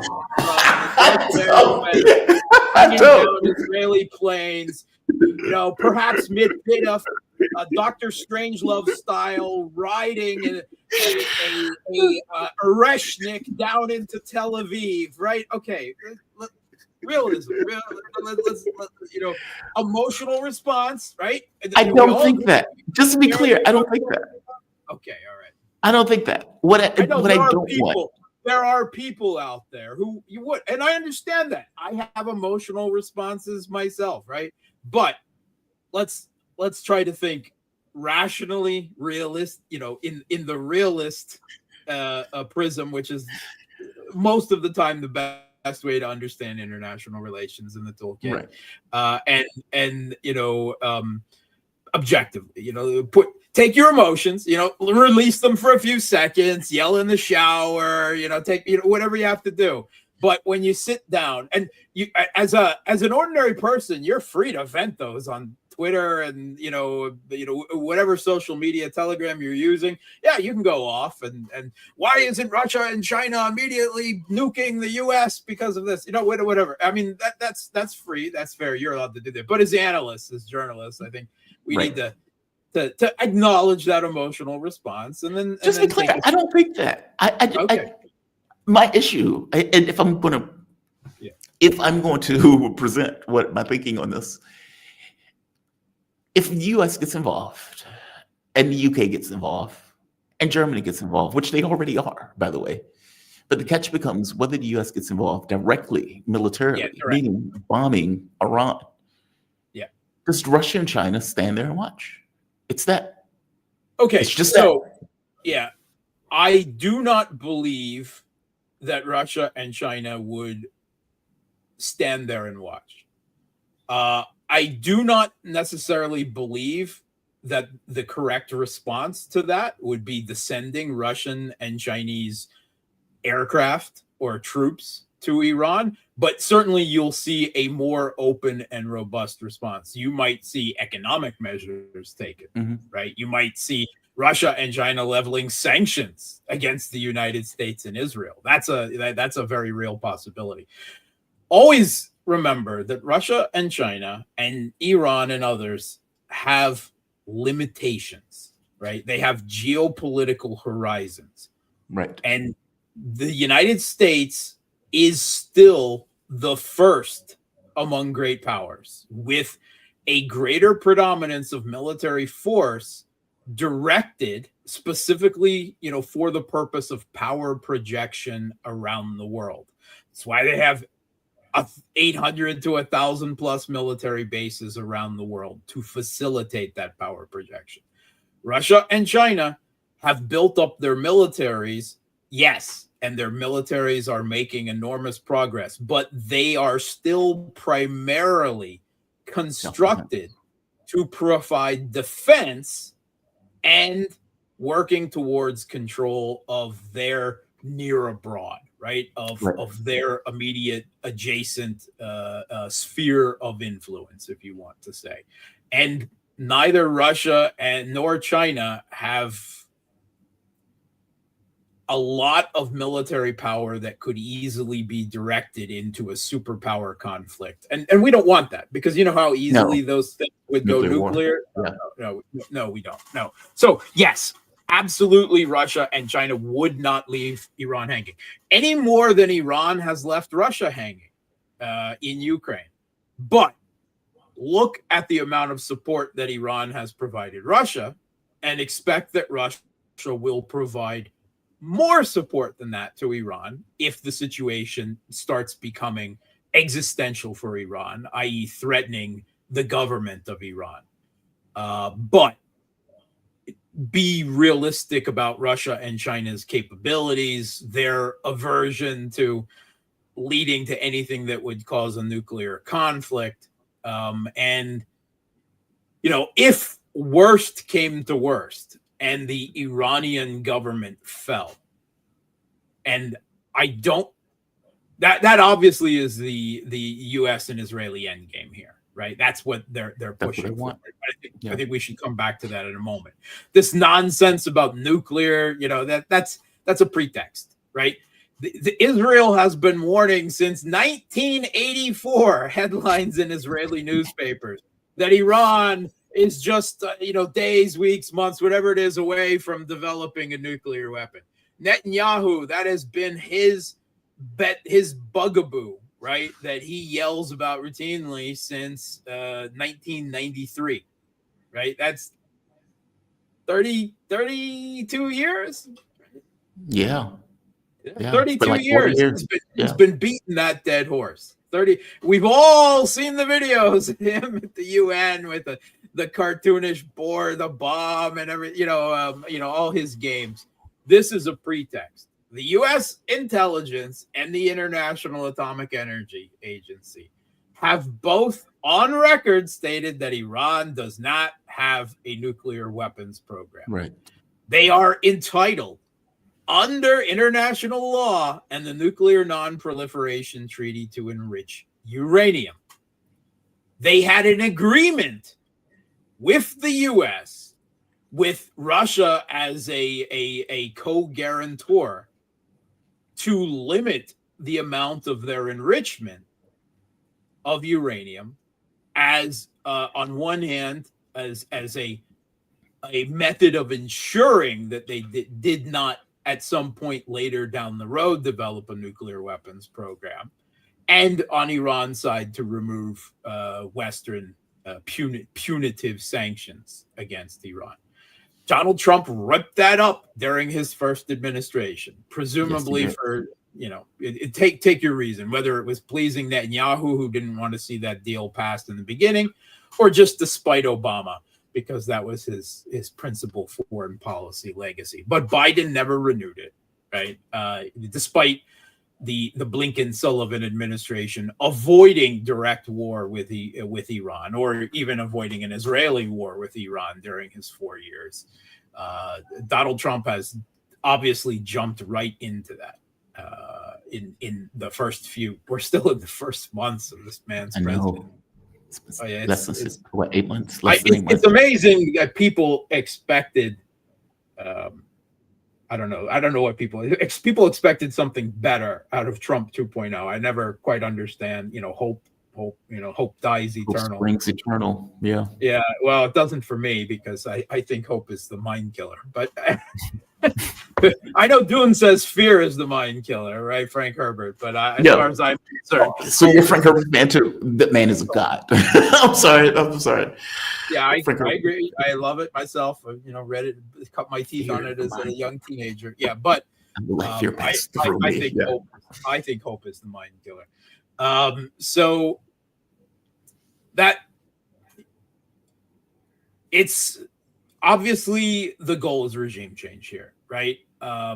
This is the nuclear weapons is a pretext, and this is the real. We've heard statements from Netanyahu now directly to that effect. Yep. And here, there's a great piece just came out a couple days ago. Calling a spade in Politico by a anti, to be fair, an anti-Iranian perennial, Nahal Tusi. What's Israel's end game? Israel's true target must be much larger than Iran's nuclear program.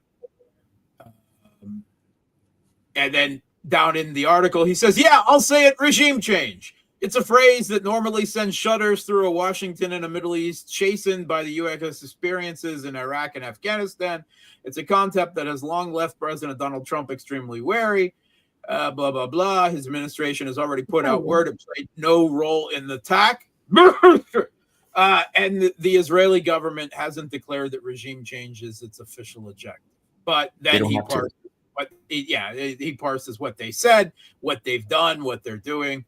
It's regime change. I think we all agree on that. Yeah, it's obvious, right? Yeah. The decapitation strike, striking political military figures, calls for the Iranian people to rise up and free themselves from tyranny, to turn themselves into cannon fodder tools for Zionism. Yeah. That's unfortunately. I saw a liberal woman. Oh, go ahead. No, please. I'm sorry. Yeah.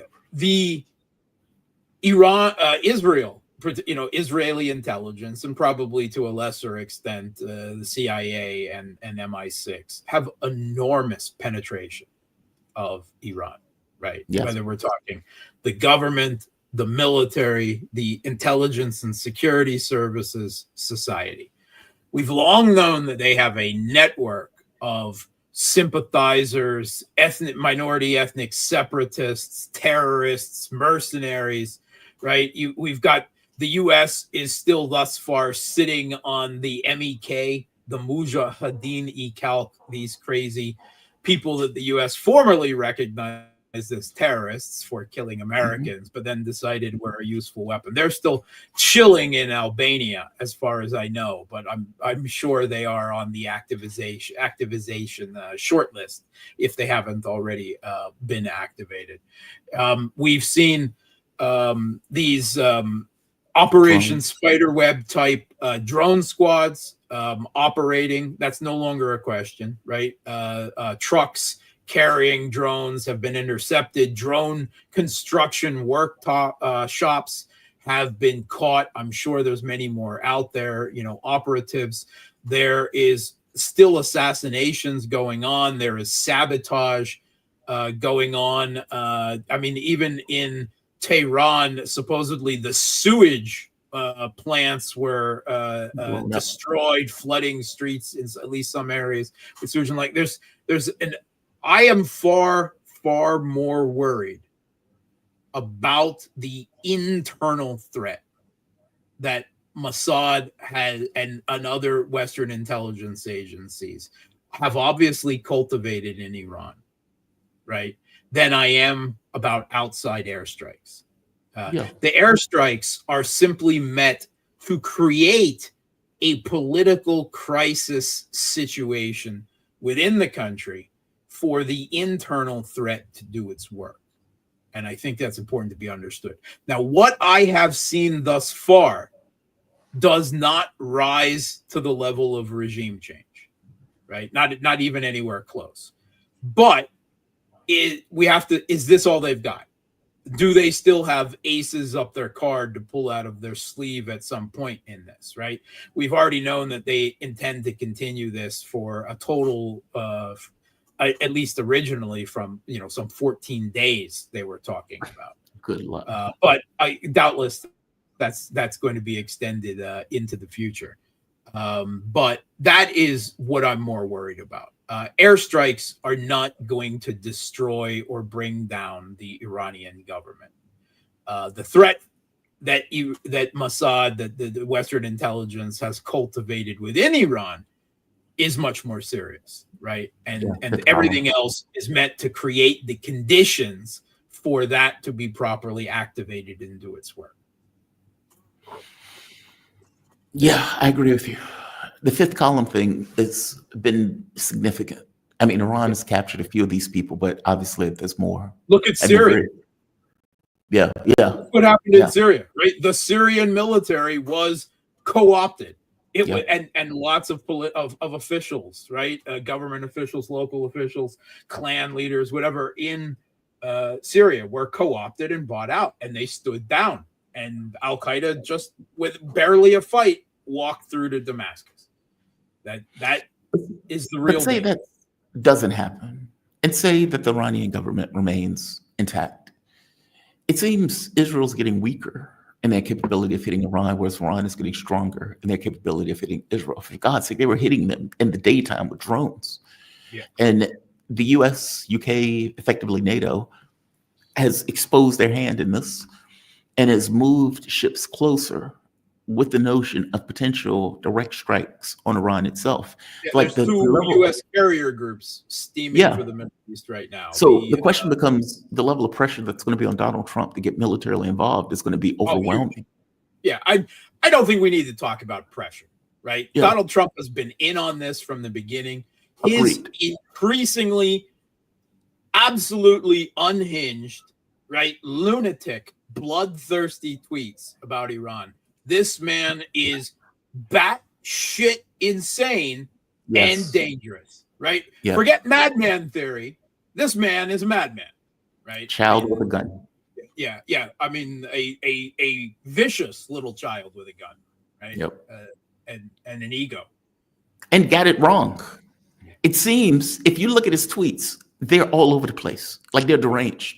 You get Marco Rubio who comes, Marco Rubio comes out and says, we don't have anything to do with this, which is effectively the playbook, right? Pretend as if you don't have anything to do with it, despite the fact that they're your proxy. I mean, then you've had Brian Berletic on before, plenty of times. Yeah. And one thing that he has stayed crystal his focus on is that 2009 Brookings paper, Which Path to Persia, and Leave It to Bibi as a subheading. Right, talking about how to get the regime change and exactly pretending a diplomatic process and letting Israel take the charge and only coming in later if necessary. I mean, it's spelled out right there. I mean, but the problem is it makes no sense in reality.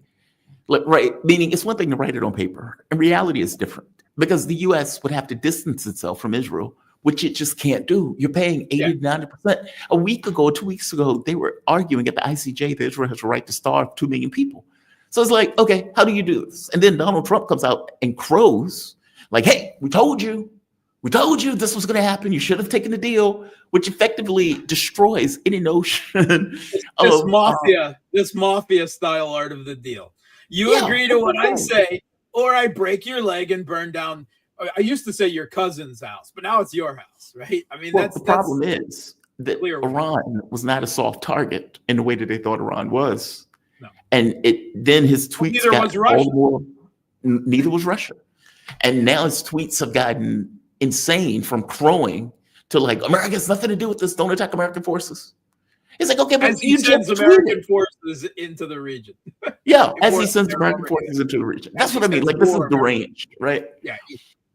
This So is America will get involved. almost. First of all, America is involved. Let's be Well, clear. what I mean is, just so I nailed down my words. Direct military intervention, not leaving it to Israel. Israel is getting smashed. America will bring in Right now- American bombers. Yeah. Good. Right now, the U.S. is refueling Israeli planes over Syrian airspace, right? Because Israel lacks enough refueling capacity to sustain the intensity of the airstrike campaign. That is an objective fact. It can't be denied. That is active military assistance. The attacks could not continue without that. Secondly, the U.S. and the entirety of the West have all of their satellites. They're shifting their focus from Ukraine, further north and a little bit to the west, right, to provide real-time military intelligence, satellite information on what's going on, right? And it cannot be underestimated how important that is, right, for these types of, particularly these types of long-range strikes, right? Absolutely essential. Israel does not have the satellite capacity alone for this. And third, right, all of the munitions involved, of course, come clearly from the U.S. And the U.S. and the West are already active providing air defense for Israel. So Israel can attack Iran, but if Iran, don't you dare Iran attack Israel back, or we're in on it. This is right now for Israel and the U.S. have a complicated relationship where they overlap and they're symbiotic with each other. Israel influences the U.S. uses Israel, right? It's not clear cut that one is the puppet master controlling the other, right? It's not that simple.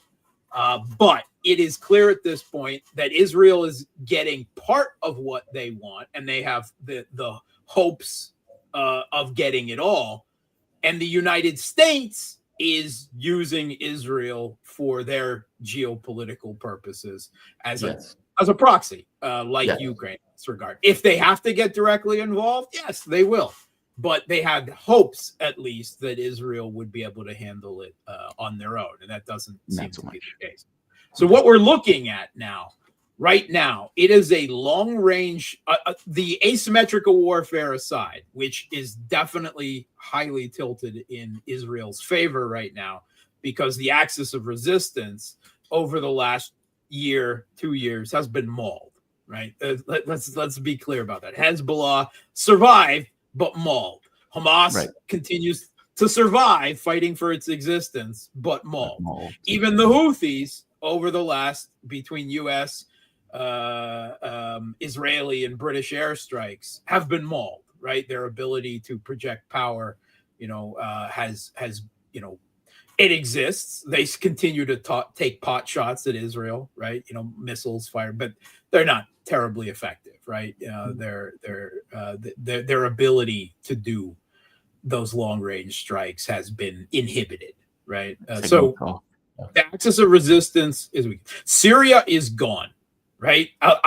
The country that was formerly known as Syria, if you want to call it Al-Qaedistan, if you want to call it the reborn Islamic State, whatever it is, Israel flies freely over its skies without the threat of Russian-provided Syrian air defense, right? And that was obviously a key building block to this exact attack.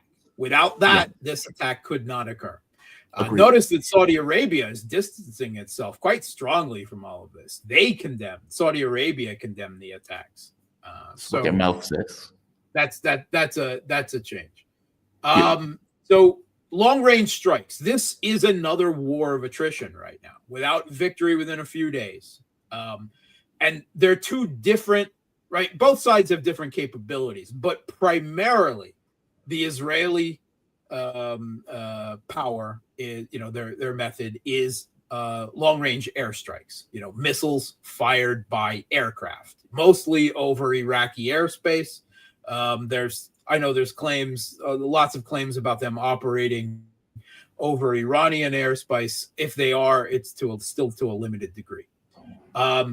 Whereas Iran's strength is missiles and drones, right? And so we're seeing volleys exchanged. And this is like, I don't want to say heavyweight, but this is like midweight boxers just plowing away at each other for a few rounds. Hitting and hitting. It's really difficult to do a proper damage assessment to judge at this moment who has the upper hand.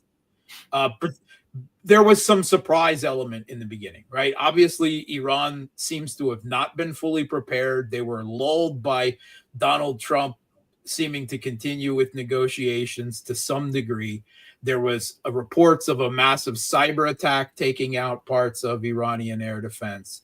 We had these drones and operated from within also going after air defense in Iran. We had these decapitation strikes, right? All of this happened right away. And the fact that all of those principal people were in vulnerable positions in the Iranian government was shocking. It's shocking. It's an It really intelligence. was. It's a security failure. There's no question. And that's why I say I'm so worried about the internal threat more than the external threat. But in its own way, what's going on right now, if we lead the asymmetric effect to the side, is a war of attrition being carried out in the skies with long-range strikes. And ultimately, we know that Iran has we don't know exactly how many and how many are more modern, how many are older, but we know Iran has an enormous stockpile of ballistic missiles, right? Supposedly some hypersonic missiles, right? Cruise missiles, but also of long-range drones. We know that Israel has been expending a lot of military, of air missiles and assets and air defense assets over the last year, right? Airstrikes in Lebanon, airstrikes in Yemen, the U.S. right alongside it there. And we know that the U.S. has already suffering shortage, a critical shortage, being unable to provide air defense missiles for the Kiev regime in Ukraine, and being unable to properly carry through on the Ansar Allah, the Houthi movement in Yemen, so just declaring victory and leaving, right? Right. Ultimately, the production of ballistic missiles is always cheaper and easier than the production of air defense missiles, right? Ballistic launchers, easier than air defense launchers. So the math, right? And now both sides are having their air defense stressed, tested, and destroyed. That's happening unquestionably. Both sides have had a degree of success, right? I've increasingly heard the Iron Dome referred to as an iron sieve, but this is what a saturation. This is what a saturation effect does to a air defense network. And let's be honest, as we see the missiles coming in, we know that many more were stopped, right? But that ability is going to degrade over time, right? They're going to be running out of air defense missiles. They're going to be running out of air defense launchers too, because Iran, of course, is targeting the launchers as well. And the U.S. ability to resupply them. Again, the Patriots. The U.S. makes 550 Patriot missiles a year. That's it. Even less of that, by the way. Even less That's of that. a couple dozen, right? Yeah. Right. And they have to supply Ukraine and Israel and all of themselves and all of their allies that use air defense missiles. Air defense is the U.S.'s Achilles heel, which is why I didn't believe that they were stupid enough to get involved in this conflict. But they did it anyway, right? Yeah. Despite this weakness. Iran has already demonstrated that they have significant long-range strike capability with ballistic missiles and drones, and yet you go there. I'm Look, I kept saying I would Pentagon- bring military analysts on, and I was like, but they do understand that Israel is going to get torched, right? And they say, yes, Israel knows that. And I guess the thought is, well, the U.S. eventually will get dragged in as Israel is being pummeled. Dragged Meaning, in. I so- love this euphemism. Yeah, The this is the way they use it, right? They would The get dragged U.S. in. is not dragged into any conflicts. The U.S. is a behemoth that drags conflicts on chains around with it as it travels like some kaiju around the planet. Right? Let's be clear about that. The U.S. I would say, though, that I think that Donald Trump was stupid enough. Whoever was the last person in the room he was talking to was like, Israel can handle it. Yeah. With that person knowing Israel can't handle it, we will get pulled in. The Tulsi Gabbard is not doing her job. No. The Pentagon, well, although she did come out with this weird statement last week saying that there's people walking us into World War III. So maybe that was a cry from within the deep state that she has obviously found herself imprisoned in. But the Pentagon is also not doing their job. I mean, I've come to the conclusion, listening to these recently ex-generals, whether they're Mark Milley or Mike Hodges, that U.S. generals are idiots. I mean, they really are. They have such an inflated opinion of the U.S. military, and they underestimate other countries' militaries to such a degree. I keep saying it. They live in a fantasy land. They live in a fantasy land. And this is playing out now. So I think it's possible that Iran has the long-range strike, if we're talking damage tally, upper hand right at the moment. But increasingly, I believe that is going to, if the conflict continues, to tilt in Iran's direction. Again, ballistic missiles, cheaper than air defense missiles, right? And you can be sure that Russia and China and possibly others, Pakistan's opening their mouth for some reason, and not that anyone wants them to help. Let's be honest. You think so? Iran is going to take any help it can get right now. Yeah, right. Yeah, but that would drag India's already screamed that then they would get involved, and we really don't want that. That would be a permanent. India is already involved. Many of the people who they caught were Indian nationals, if I'm not mistaken. Correct me if I'm wrong. I have not heard that. Okay, maybe I'm wrong. I would not doubt that there are Indian, just Islamophobes that would get involved for that particular. I can be wrong. I need to confirm that, so I'll take that back. Yeah, I would not be surprised. I'm just saying that I haven't heard that myself. Yeah. But that doesn't mean that necessarily that the Indian government is involved. Right. Okay. So, so long-range strikes right now, a war of attrition. Ultimately, if this continues, right, without dragging us into a wider geopolitical conflict, right now, this is a regional conflict, right, seated inside a geopolitical proxy war, right? Because this is just like Ukraine, quickly becoming, maybe it was always going to be, another world order, potential world order changing conflict, because the United States is backing Israel. And their goal here is regime change in Iran to maintain and extend U.S.-led Western global hegemony across the Middle East. They've already removed Syria. We all know those 7 countries on the list that Wesley Clark pointed out. Not that he's a good guy or anything, but Libya, Iraq, Syria, right? And now we're on to Iran. Iran, yep. That's their goal. But Russia and China are both strategic partners of Iran. And again, although that does not mean that Russian and Chinese troops, paratroopers or whatever coming into Tehran, they are going to provide military technical assistance. They are going to maintain economic ties. They are going to provide a high degree of assistance.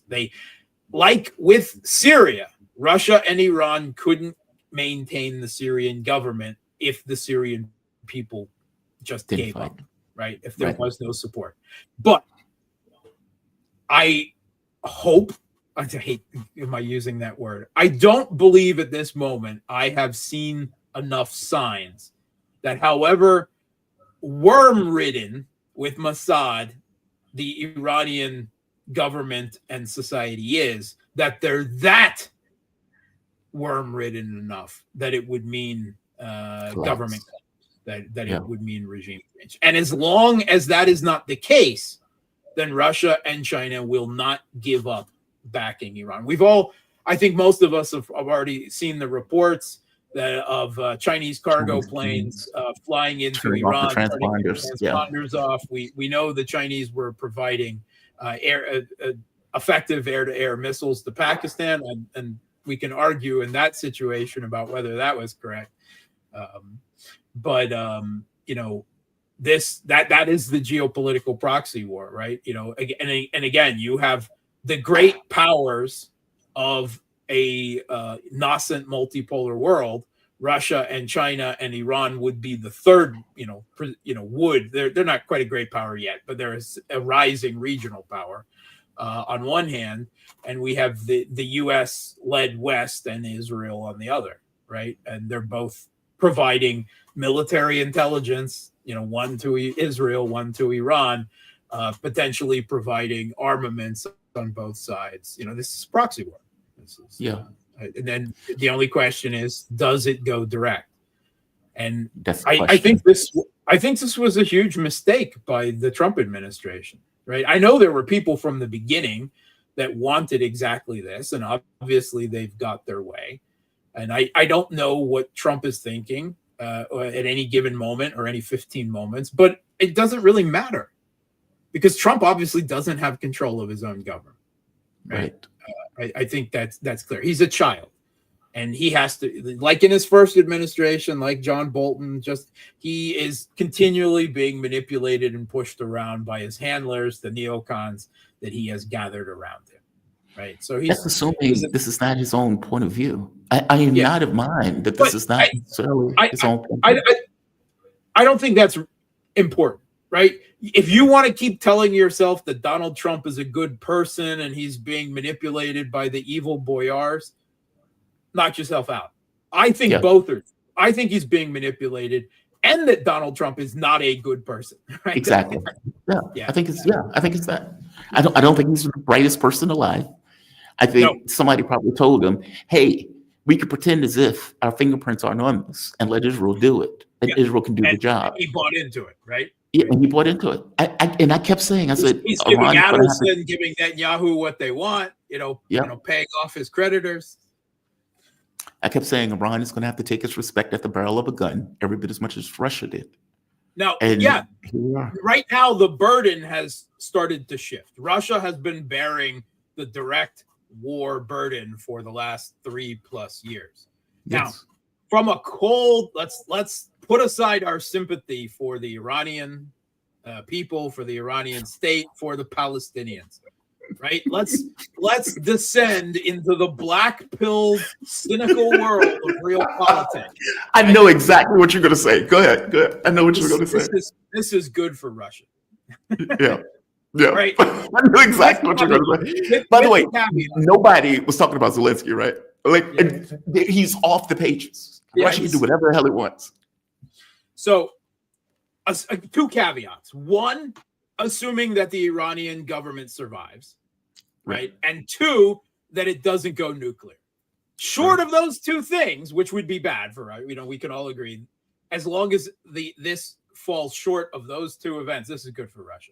So, one, the price of oil is already going crazy. When the markets in the U.S. open, it's going to be a bloodfest, right? And painful day. And that's great for Russia.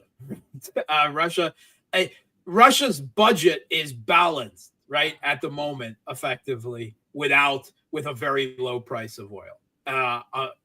Price of oil keeps climbing. That's just extra cash in the war coffers, right? Yeah. I mean, that's great. So on that hand, and always high oil prices hurt the United States. They're also going to hurt China, by the way, right? But even Iran itself, right? Lots of gas and oil, right? The price of gas is also going to be affected by this because one of the things that the Israelis have hit is the South Pars gas field, which is actually the largest gas field in the world, right? And so they said partially. I don't know what partially means. Is it 90%? Is it 10%? We don't know these things. It damages fire. Yeah. Right. So, but energy prices, big one right there. You don't wage wars without energy, or you don't. The U.S. doesn't wage wars with $200 barrels of oil, right? So big. That's a big thing right there. Number two, of course, is the armaments, right? Already, was it 2 weeks ago? Zelensky was complaining that anti-drone missiles the Biden administration had ordered created for Ukraine. Donald Trump instead said to U.S. forces. So that's already clear indication, weapons that would have gone to Ukraine. We're going to see a lot more of that. And in particular, air defense missiles, right? They were already not able to supply Ukraine with Patriot interceptors, right? And they certainly can't do so now, right? They're wasting all of these things. And China's watching that too.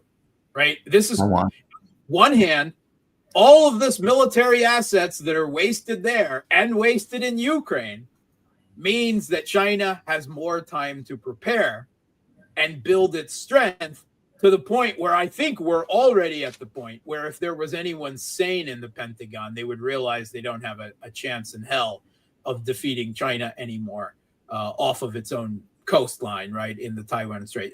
I think it's like 5 war games in a row now that the Pentagon has run for that scenario. Yeah, they always lose in their own war games against China, right? So, but Chinese, they always like a safety margin, right? And the longer the wars in Ukraine and now in the Middle East go on, and the U.S. continues to waste military assets, failing once again, as every president since Obama has wanted to pivot to Asia and getting stuck down in the Middle East or Eastern Europe again, they're falling. Once again, China wins by doing nothing, right? I mean, China's going to suffer from the high prices of oil, but but it's not a war. Yeah. The other thing is political capital, right? Because there's only so much appetite, even in the United States, for war. Right, within the media, within the political sphere. And no matter how close Ukraine has come to the U.S. and to the U.S. political and the fourth estate propagandist class in the U.S., Israel is more important, right? Yeah. Don't mistake the mistress for the wife. Right. At the end of the day, Zelensky's just the mistress. And times get tight. The mistress is going to get kicked out of that condo. Right? I told you I'm not leaving my wife. You got to leave. Right? It's like you have to go. There. Right? All this means is that Russia achieves a higher degree of victory, right, with less cost over less time. That's what the cold-blooded, heartless bastards like me that in the Kremlin are seeing right now.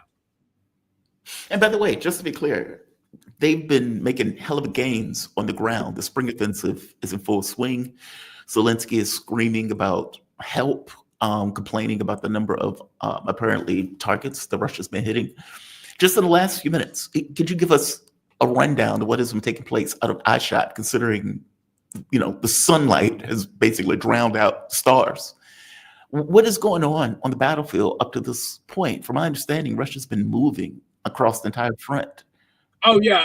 I saw this morning, right? I mean, Russia is continuing advances, significant advances in, first of all, the Sumy region, where the Kiev regime moved they moved troops out of the Sumy region to try to plug the holes in the Konstantinovka Pokrovsk direction, in the Donbass, in Donetsk, and from what I've seen, that's still not stopping the Russians. And now in Sumy, they're just steamrolling, right? I saw this morning that Marinka was already taken, and that Yanakovka Russian forces are already moving in on significantly. They're assaulting Yanakovka, and that is the road to Sumy, right? Sumy about to fall, right? Yeah, Sumy city, right? They're evacuating Sumy city, so that's all happening much faster. than I thought it was. But also in the South, we haven't been talking much. I don't think anyone's been talking a lot about Russia's offensive occurring in the South. And the reports I saw this morning is that Russian forces are already moving into Gulaya Polya. They're assaulting, right? They're moving into the town, and they're closing on Orehov very quickly. So Russian forces in the south are also advancing more rapidly than I thought they were. And the long-range strikes also continues in Ukraine, of course, not quite to the intensity that it was a couple of weeks ago, but other than that, nothing has changed. We do have the word out from Russian intelligence that the Kiev regime and the Europeans are considering more dirty trick provocations, potentially in the Baltics, firing a torpedo at a U.S. ship and claiming it was the Russians, or sea mines, or they've got a number of things cooking up to try to drag the U.S. attention with its short attention span back to Ukraine. But I don't think that's. I mean, the U.S. has a problem, right? That's a lot of problems. Yeah, there's a lot of problems, but it's an overextended empire. Overextended. It's like you're playing chess, and it's like the queen has to protect this guy, but the queen also has to protect that guy. All right, you have a problem, right? The queen is like, she has too many responsibilities. And, they partnered themselves with very weak countries in Europe that demand protection, and ultimately weak country in Israel that demands and needs protection also. And if China, the whole goal of the conflict in Ukraine, right, of provoking it, was to overextend Russia. And what they succeeded, far more than the opposite, is to overextend themselves and their European allies. This seems like incompetence to me. Yep. I mean, the idea that you're going to provoke a war. I had a conversation with one of my guests, and I tried to point out to her that, look, just because you don't want to fight doesn't mean you can't fight. Yep. And it might have been a mistake for Iran not to go through True Promise and continue True Promise 2 when they effectively was going at it. But all things being equal, that doesn't mean that they don't have capability to decimate Israel. And it's wild to me, right? Like every bit of appeasement, whether it was coming out of Russia, whether it was coming out of Iran, has been taken as weakness and an inability to fight, as opposed to, we just don't want a war. And yet, at the end of the day, we always underestimate the extent of how ill-informed U.S. decision makers are. These experts that they have on Russia, on Iran, on China, these are all ideological warriors in think tanks, in academia, wherever they are, in policy positions within the government. They all have ideological and career axes to grind, right? Towards, seeing the end game of their chosen opponent, be it Russia, China, or Iran. And they have in very distorted prism of which they see the world, and a very bad assessment. I mean, listen to what these people, have said about Russia and what they believed U.S. sanctions would do. Their misunderstanding of the global markets. They're just they really drink their own Kool-Aid, and then the U.S. government they feed that same Kool-Aid to the people making the actual policy decisions, like ostensibly Trump. And they make bad decisions because at the end of the day, despite having intelligence doesn't help if intelligence is as politicized as we know the U.S., and I think we underestimate the extent to which it is. It's a poison. And I think that particularly when we're talking big picture wise, many of us might be better informed than some of those senior people making decisions in the United States, because we're not being fed that Kool-Aid, right? She's trying to take Taiwan. Should China take Taiwan? Black pill, right? Screw it, black pill. Okay, so I'm saying that jokingly, kind of. China also doesn't want World War III. No, they don't. They don't. Yeah, and you have to. Trump is a madman, and however, look, if the U.S. moved in a serious way to regime change Iran directly, that is an option that China could take, right? Interesting. Right? Sending troops to Tehran? No, not an option.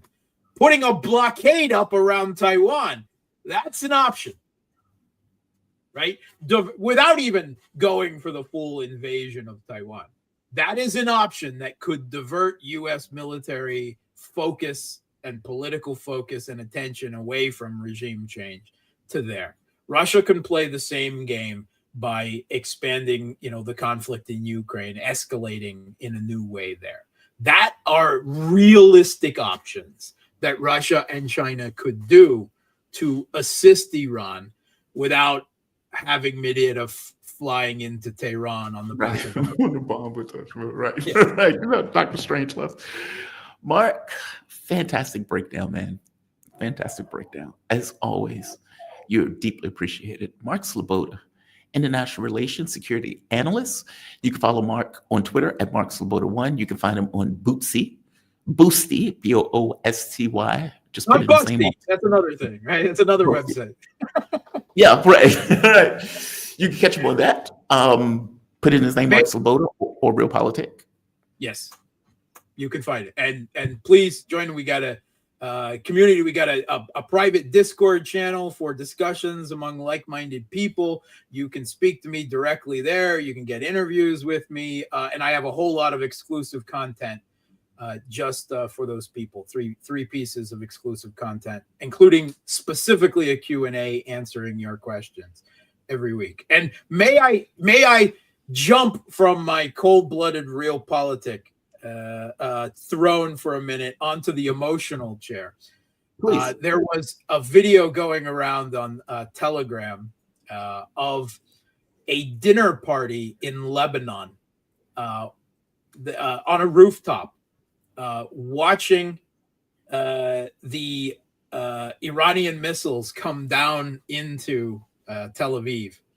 And they're all standing up in dresses and nice outfits there, filming. And right in the foreground on the roof with them is this guy in, some type of robes, playing a saxophone. I saw that. I just thought that is both moral, a schadenfreude on one hand, right? Of seeing the Zionist regime get what they've unleashed onto Lebanon and Palestine and everyone else. And I feel also a clear as day, as clear as you want, personification of the madness of the world we live in right there in one little video clip. It's a rational act. I think it's a rational act. And people think I've gotten far darker. That may be true. I will be loving light when this is over with. Right now, I'm responding to environmental circumstances. They have murdered en masse before our very eyes for 2 years. And the world has effectively said, these are dispensable people, that you can get rid of them, you can kill them, you can burn them alive. They are committing genocide. They are committing genocide. They are literally starving millions of people to death right now. Yep. And so when you see finally, oh, wow, Tel Aviv looks like Gaza in certain parts, what does it do? There's a human element in you that says justice. That guy, I don't blame that guy. Now that I'm in that emotional chair, I do not disagree with you at all. Yeah. Mark Sleboda, thank you for this, Mark. You be safe, man. Have a good day, okay? You as well. All right. Yeah, I saw that video. Check that video out if you guys get the chance to see it. They're sitting on a roof just watching missiles flying over. And the guy pulls out his sax and he's like just doing it to the, It's just amazing. I want to bring in my guests. We're joined with the man himself, Daniel McAdams. Daniel McAdams is executive director of the Ron Paul Institute for Peace and Prosperity. What's happening, Daniel? You doing okay? I'm doing all right, I guess. How are you, Jamal? I'm doing okay. I brought you on because I am super curious about your take on Trump. He seems to have dementia, and he seems to can't not make up his mind. For one, he destroyed all notion of plausible deniability. That's assuming that anybody even believed that the U.S. wasn't involved. Israel is just a proxy of the U.S. Anything they do is basically just the U.S. from my point of view. So there's that. Two, when Rubio comes out and Rubio says, we didn't have anything to do with this, Trump comes out, puts out a tweet that is effectively crowing about the attack. Like, I mean, when I say crowing, he is crowing. Like, well, you guys should have, listened to me, and I gave you 2 months. Okay, so if you gave him 2 months, then you're talking about an attack unprovoked on this country, but you're saying we as the U.S. as if they're your, military. So you've destroyed any notion of plausible deniability, even if it even existed, right? I mean, the reality of it is those planes are being refueled in Syria. The U.S. has given Israel all sorts of bombs, missiles, bullets, and everything else that it could give them in order to do this, even before it happened. I believe it's either the Financial Times that is pointing out the U.S. fingerprints all over it. So Israel is a proxy for the United States. Trump puts this tweet out. And then when things go poorly, when things start going poorly, he puts this tweet out. U.S. had nothing to do with this. Nothing to do with this at all. If we're attacked in any way, shape, or form, the full strength and might of the U.S. Armed Forces are going to come down. As he pulls in the full force and might of the U.S. Armed Forces into the region with the idea that they're going to attack Iran. So this is like he can't seem to make up his mind, and his tweets are just getting more deranged as this gets worse and worse and worse. What is going on with him? Did somebody tell him, hey, this is going to go great? Don't worry, it'll be fine. And then it didn't go great, and it didn't go fine. Give me your thoughts on this. What's going on with Trump? Well, I think the last part is right. I mean, that's what neocons do. This is going to be a cakewalk. We heard that in the run-up to the Iraq War. This is going to be a cakewalk. It'll be over in less than 2 weeks. We won't lose any Americans. Don't be such a naysayer. And we saw what happened in Iraq, and that's exactly how it works. That's how neocons do things. They lie. Netanyahu's been lying. He lied us into that war in Iraq. He came to Congress and said, without any doubt, Saddam Hussein has weapons of mass destruction. He flat out lied. He's flat out lied about Iran. But the neocons believe him because they want to. But what Trump has done is he's destroyed every single ounce of American credibility. And it's not just on Iran, because we were just getting ready to have another round of talks with Russia when the U.S. fingerprints were all over these attacks from within Russia on strategic bombers. We knew it. So the Russians know that the U.S. is not a negotiating partner. The Iranians now know they were lulled into a sense of, well, Israel's not going to attack us as long as we're talking to the Americans. We're getting closer to a deal. Trump himself said it. And then here you go, a sneak attack in the middle of it. Trump was abusing notion of diplomacy with another country as a ruse to launch a sneak attack on that country which had done nothing to the United States. So nobody in their right mind would negotiate with the U.S. on anything, on a mutual dog-catching treaty. Nobody would negotiate with the U.S. So Trump has single-handedly destroyed American credibility. Yeah, that's assuming we had any to begin with. But yeah, I agree with you. Whatever was there is evaporated. It's astonishing to me. And then there's this other element to this that you're already embroiled in a war in Ukraine. The U.S., from its own policy position, sent Hegseth to Taiwan, the Shangri-La, if I'm not mistaken, in Malaysia, to give this unhinged speech about that is effectively a declaration of war on China for all intents and purposes, because it destroys the one China policy. So you are still embroiled in a war in Ukraine. You've just embroiled the United States into a war in Iran that, let's be honest, can go nuclear. Israel is a nuclear power. The U.S. may get involved in the conflict directly militarily, and all sorts of pressure is going to be on Trump to do so whatever he wants. And again, from my point of view, this is what he wanted anyway. And now it's like you're fighting two wars. You're literally fighting two wars. And it is very possible that you're doing everything in your power to get into a third in Taiwan. This is astonishing to me. You don't have the armaments for one. How are you going to do it for two? Give me your thoughts. And you just lost the war in Yemen. You just lost the war against the Houthis. You ran away with your tail between your legs because you kept losing F-18s, and you almost lost an F-35, and you had to undisclosed damage on the carrier itself. It had to hobble off. The Truman had to hobble off somewhere to get fixed. So yeah, there's that too.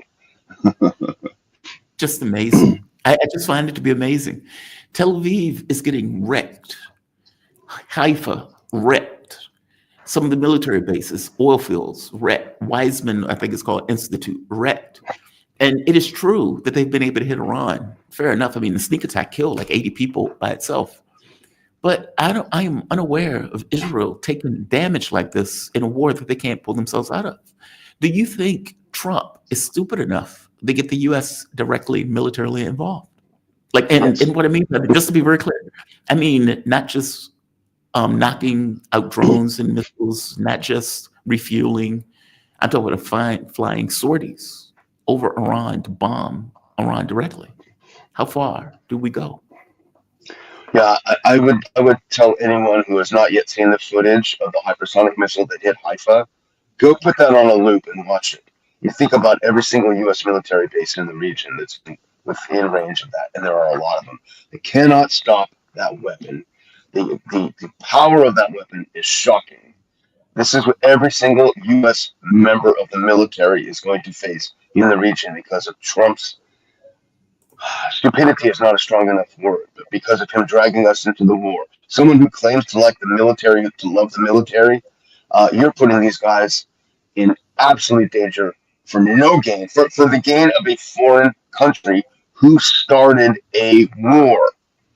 But to your answer to your question, he's going to need a pretense. Something is going to have to happen. I believe that some kind of false flag, something will happen, and the media will play it up. Oh my God, look, the Iranians are hitting us. We've got to hit them back. That's what they're going to do. And all Americans will rally to the flag. Oh, so you really think America's going to agree with us getting involved in this?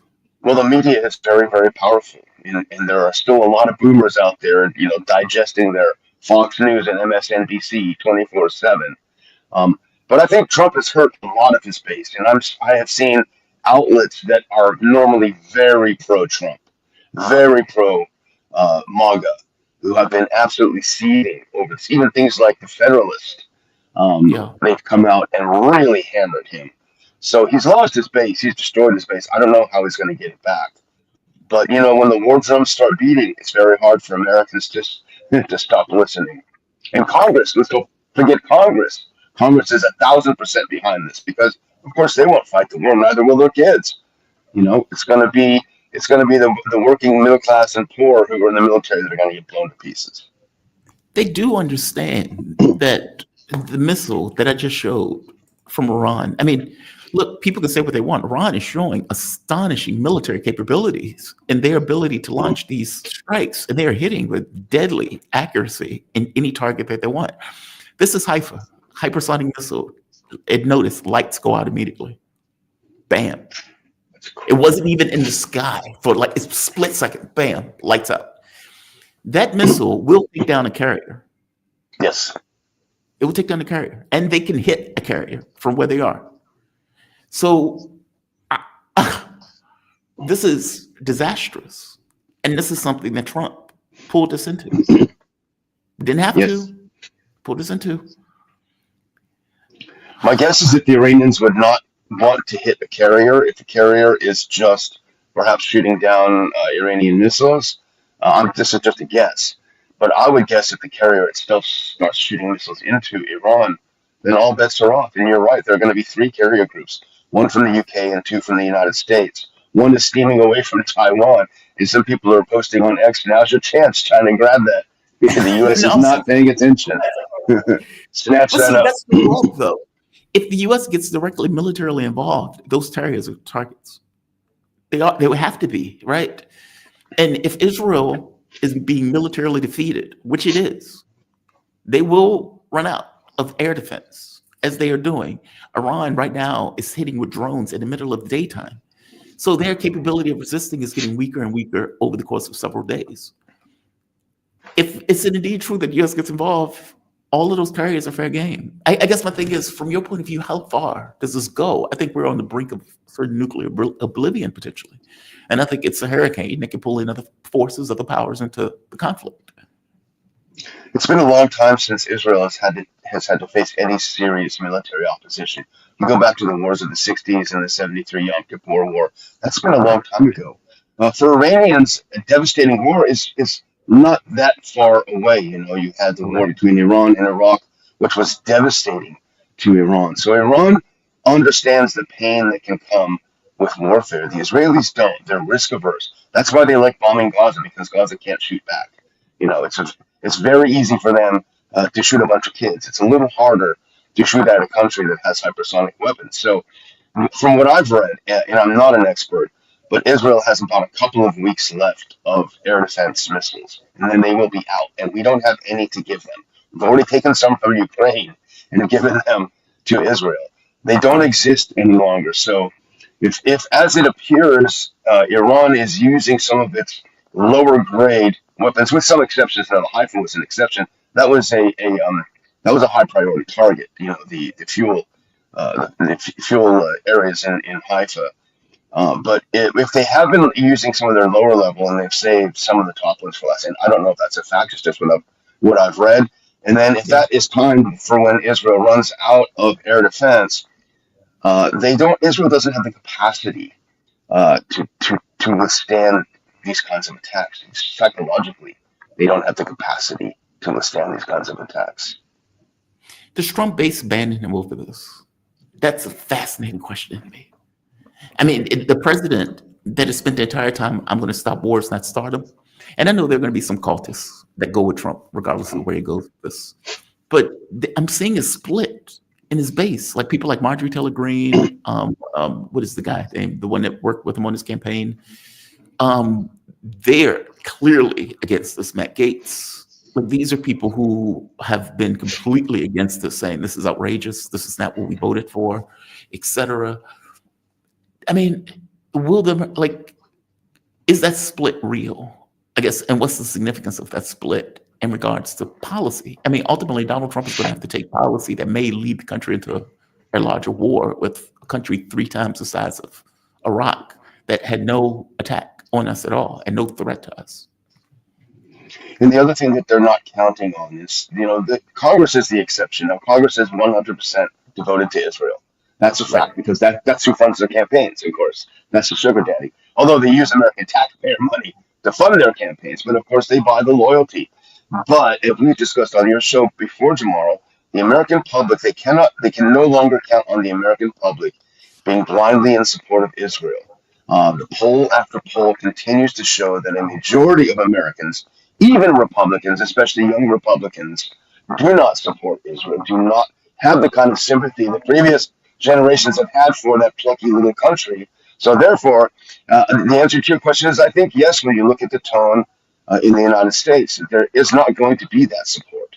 And Americans are going to start calling their congressmen and saying, I don't care how you feel. Do not get us into this war. Yeah. So, and I have a son in his early 20s, so it's personal to me too. They're going to start calling these kids up, putting them out there in the meat grinder. No, thank you. Do you really think they would? I mean, when they went to Iraq, they had a military buildup where it took, like 1 million men or how many ever men that they put on Iraq. Iran is 3 times the size of Iraq. Where would, I guess maybe this is more of a militaristic question. How does that work? Like, it's one thing if it's an air war. It's another thing if it's a ground war. Who's going to do this ground war build-up? I guess my point is I agree with you. I don't think the American public is going to be on board for this. I think the majority of the public is kind of like the guy playing the saxophone, the bombs falling on Tel Aviv, where it's like, you've earned it. You've murdered people for 2 years without any compunction, without any impunity. And you did it. And then complain, well, they have, airplanes hanging out in their houses, so we had no choice but to bomb the house. It's like, okay, dude, fair enough. How do you think this turns out? And this could be the last question, just to get your prognostication on this going forward. What do you think? Yeah, I think you're absolutely right. A ground invasion is out of the question. The U.S. simply couldn't do it, even if it wanted to. That's not in the equation. What the Israelis are going to do is they're going to beg and cajole and do whatever else they can do to twist arms, and they have plenty of tools to do that. To get the U.S. to drop some strategic bombs on the Fordow nuclear plant, the one that's buried inside the mountain. That's what their ask is going to be. Look, we don't want to get Americans troops on the ground. We're not asking for anything. Just take a few of your bunker busters and blow that up, and you guys are off the hook. That's what I think the ask is going to be. The big question is, will Trump say yes or not? And if he does say yes and do it, what the Iranian reaction will be. That's what it's all about. But that ask gets a carrier blown up. Could, yeah, for sure. I mean, because this is not just knocking out missiles and drones. This is them directly hitting Iran with this notion of regime change. Because it's not about the nukes.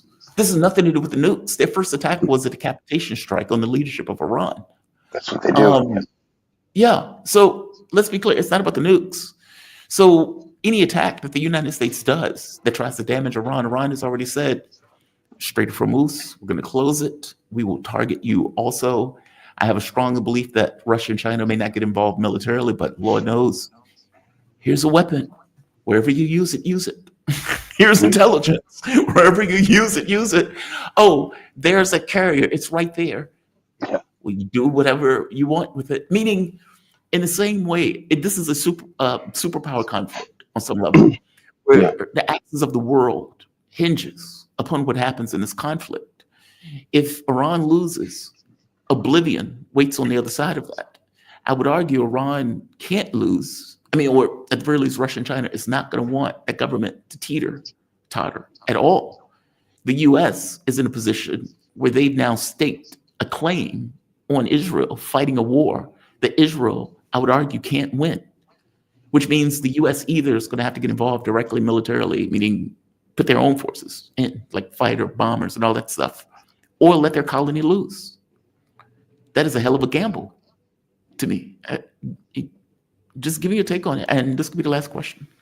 It's an insanely high stakes game, and there's no upside for the U.S. But if I'm a Russia or a China, as you point out, like there's the ship over there, because they want to disabuse the United States of this idea that it is absolutely invincible, that we can roam the seas everywhere, pushing everyone around. Taking out that will destroy the myth of U.S. invincibility.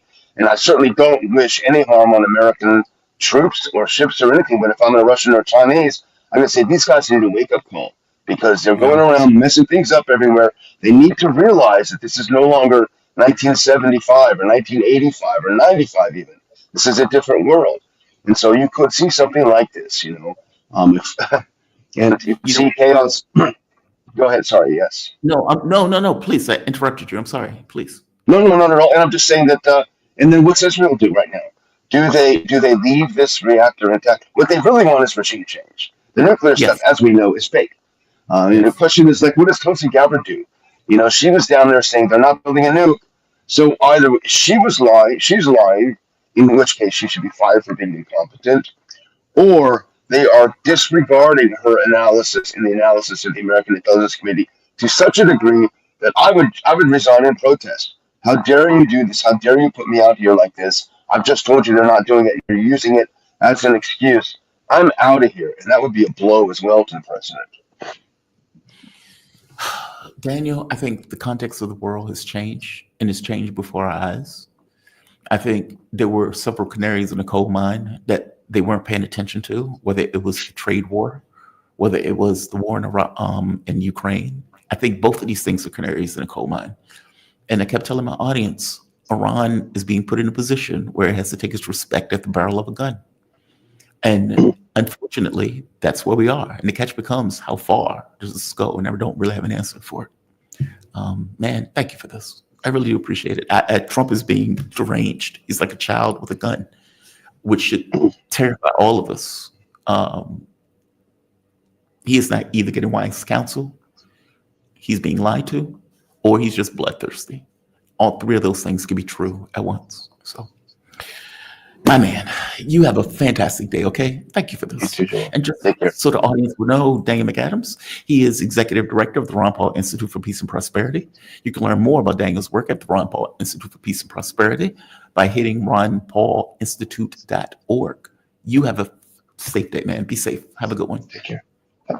All right. We have come to the end of this show. Let's go through the chats. As I told you, I think the context of the world has just changed. I mean it. It's changed for one way or the other. I don't think we go back to normality. And, you know, I've been right the entire way through, not because I wanted to be right. It just seemed obvious. I've never watched a genocide take place. Okay, that's new. That's strange. That's mind-blowing. When Russia went into Ukraine after the West effectively provoked a war, it opened my eyes. The genocide opened them further. And so for me, it's like, okay, well, these guys are not being rational in the sense of the way that they think about it. They look at this as their opportunity. They see a chance of attack. They think Iran is weak, just like Syria was weak, just like Hezbollah was able to be tamed, just like they were able to kill all those members of Hamas. And they thought, this is our opportunity. We have the president that we want. We have Zionists filling the cabinet. Damn it, let's do it. And so, as I kept telling you, I thought the negotiations were fake. They were.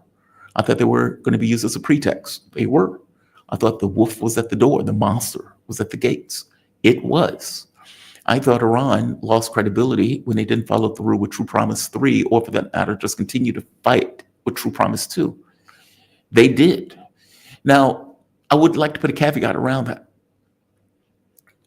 By allowing themselves to be attacked, they immediately take the role that anything that they do in opposition to that attack is warranted and justified, which matters on some level, but kind of don't.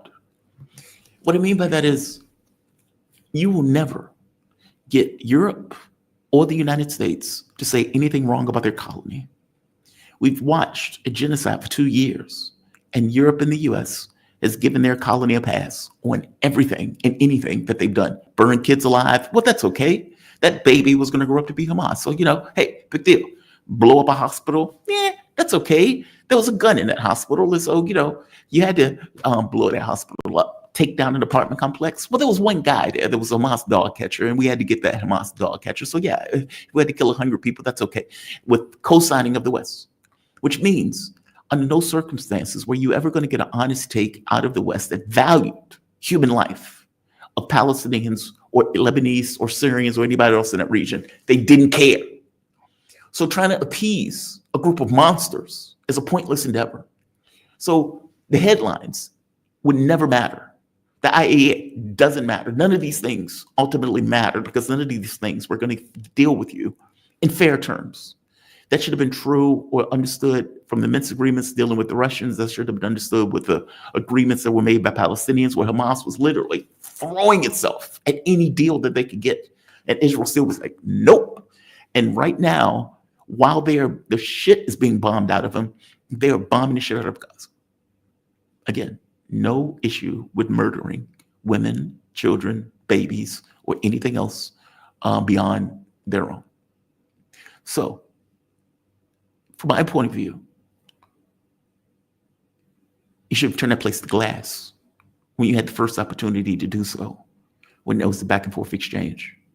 And an argument could be made that you should turn that place to glass when Syria was under attack and defend Syria, as opposed to being, quote unquote, pragmatic and going into negotiations when the wolf was getting closer and closer to your door. The wolf is at the door. The monsters at the gates. And now you're in an existential war because what they want is to take that country down. They will kill every man, woman, child. They will bomb every hospital. They will kill any and everything that moves in your country, just like it did in the other places. So my assessment was an honest and sober reflection of what I was watching. My demeanor, if it seems like I'm being a hard ass, is because I respond to environmental circumstances like anybody else. Human beings are not these things in a vacuum. How you are is directly related to the environment that you're in and what that environment allows. If I am looking at somebody committed genocide, I'm going to be a hard ass in response to that. I will be love and light after. But right now, there is a severe issue where the world is on the brink of oblivion that needs to be resolved and need to be dealt with. Iran, whatever you want to think of their country, is irrelevant to the point that they are standing up for civilization and is beating back the Nazis on their own, for all intents and purposes, with military help likely coming out of Russia and likely coming out of China, maybe even Pakistan, most likely North Korea. But my point is, the context of the world has fallen off its axis. And whereas you get the US getting militarily defeated in Ukraine, you're getting the US militarily defeated also in Israel, where they don't want to show their hand. They want to pretend as if they don't have anything to do with it and use their proxy, just like they use their proxy in Ukraine. My basic point is that if they lose in both, which they are, does the US get directly involved militarily? And if they do, then what? Does Iran knock down a carrier from the United States? Well, if you're attacking Iran, why wouldn't they? Why shouldn't they, for that matter? Especially if you're using it to launch sorties against the country itself. And again, as Mark pointed out, Russia and China may not get involved militarily, but it is a dramatic help to get intelligence, armaments, weapons, to have North Korea supplying you with drones and missiles, Russia supplying you with drones and missiles and intelligence. And whereas Russia may not say much, yes, they condemned it. They meant so much because they want to deal with their issue in Ukraine. Doesn't mean they're not going to help. Why wouldn't they? They understand just as much as I do that this is a geopolitical struggle. This is not isolated to Israel and Iran. This is world powers having a fight that just so happened to take place in a particular part of the globe, or they put their chips down to bet on whether or not they can take advantage and they can move and expand in regards to their objectives. If Israel gets decimated because it can't continue its objectives, that is a big deal. When Ukraine fires its last shot, that will also be a big deal. They will be diminished. And don't even get me on Taiwan, because they've never been able to even get over to Taiwan because they keep bogging themselves down in these stupid wars. As it stands, the US has too many obligations. You have a weak Europe that doesn't have any real hard power, that nobody even notifies that it's going to war, which is just hilarious, right? You have a weak Ukraine that entirely depends, that's literally in default right now, that entirely depends on the US for all sorts of weaponry and everything else. That weaponry being diverted to Israel because all things being equal, as Mark said, don't mistake the mistress for the wife. It's fascinating. Either way, however this plays out, the world has fundamentally changed. And the question that I have is, does this start to pull in other nuclear powers? Especially if it looks like Iran is teeter-tottering, or for that matter, Israel is teeter-tottering. If this goes for a week or two, is Israel, what is it going to look like after the fact? Does Iran even stop? I wouldn't even stop. I just keep pounding away, pounding away, pounding away. As they say, destroy the war machine of Israel. Those people can go back to their own place. The sad part is that you don't have Syria, or maybe you do, the leftover remnants. As he said, al-Jilani, how does Jilani stay in power if indeed Iran succeeds in its objectives? What does it look like for the Golan Heights or the West Bank if Israel's war machine gets decimated? It's a fascinating question, and I guess we're going to be here to see it. We'll see. Let's go to our chats. Let's see. Flying Board. The problem is Iran Pezeskian. He's naive and weak. Yes, he is. He is very naive. Deeply, deeply naive. Mr. Rifley, looks like I owe you an apology, Jamal, for saying that Iran would be restrained. Jamal, honestly, I'm happy to be wrong. Thank you. Thank you. I had Sarah. Sarah was funny. When all of this first started, Sarah said, I told you so. And I said, give it a few days, see what happens.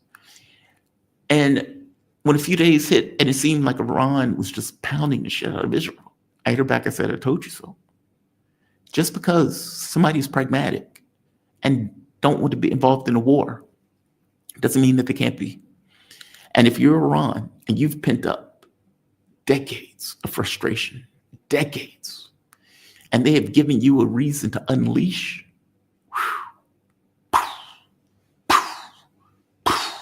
we do this all week.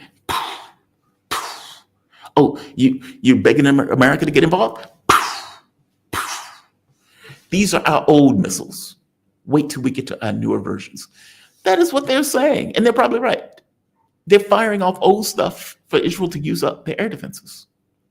There are only so many THAAD missiles in existence. There are only so many air defense missiles you have at your disposal. You can only make so many per week or per month or per year. How many has Iran stockpiled, considering they were preparing for a war with the United States for 20 years? I feel like this is Captain America. I can do this all week. Let's keep going. DFK. I've been to Israel. Jelani looks like more Sephardic Jew. Is Jelani a Mossad plant? A lot of people believe that Jelani is, I don't know about Mossad, but clearly he's a CIA guy, or at the very least somebody that the CIA is protected. As our own tale says, Al-Qaeda is with us. Donald Trump himself protected Jelani in Idlib, and that head chopper comes out, of course, like a bat out of hell and walks right into Syria, apparently on a motorcycle. So, I don't know. Great guest. Kevork is awesome on the subject. Kevork is fantastic, Black and Empire. Ain't he? Ain't he awesome? I've tried to get Kevork on for a while, and finally he responded and says yes. And so, yeah, his knowledge of it is fantastic. He's an amazing guest. Laith is too, by the way. Both, as he said, well, I've had 2 Syrians on. He said this is the most anti-Semitic thing in the world. Being Syrian, by definition, does not make you anti-Semitic, even though I know Israel thinks it does. Raoul White Wolf, I am far right, but I voted for sovereignty and peace, not more war. And what is this, chaos? Yes. Trump's a traitor? Yes. Thoughts with Iranians, Syrians, Palestinians, Russians, Ukrainians still fighting each other? Agreed. Look, man,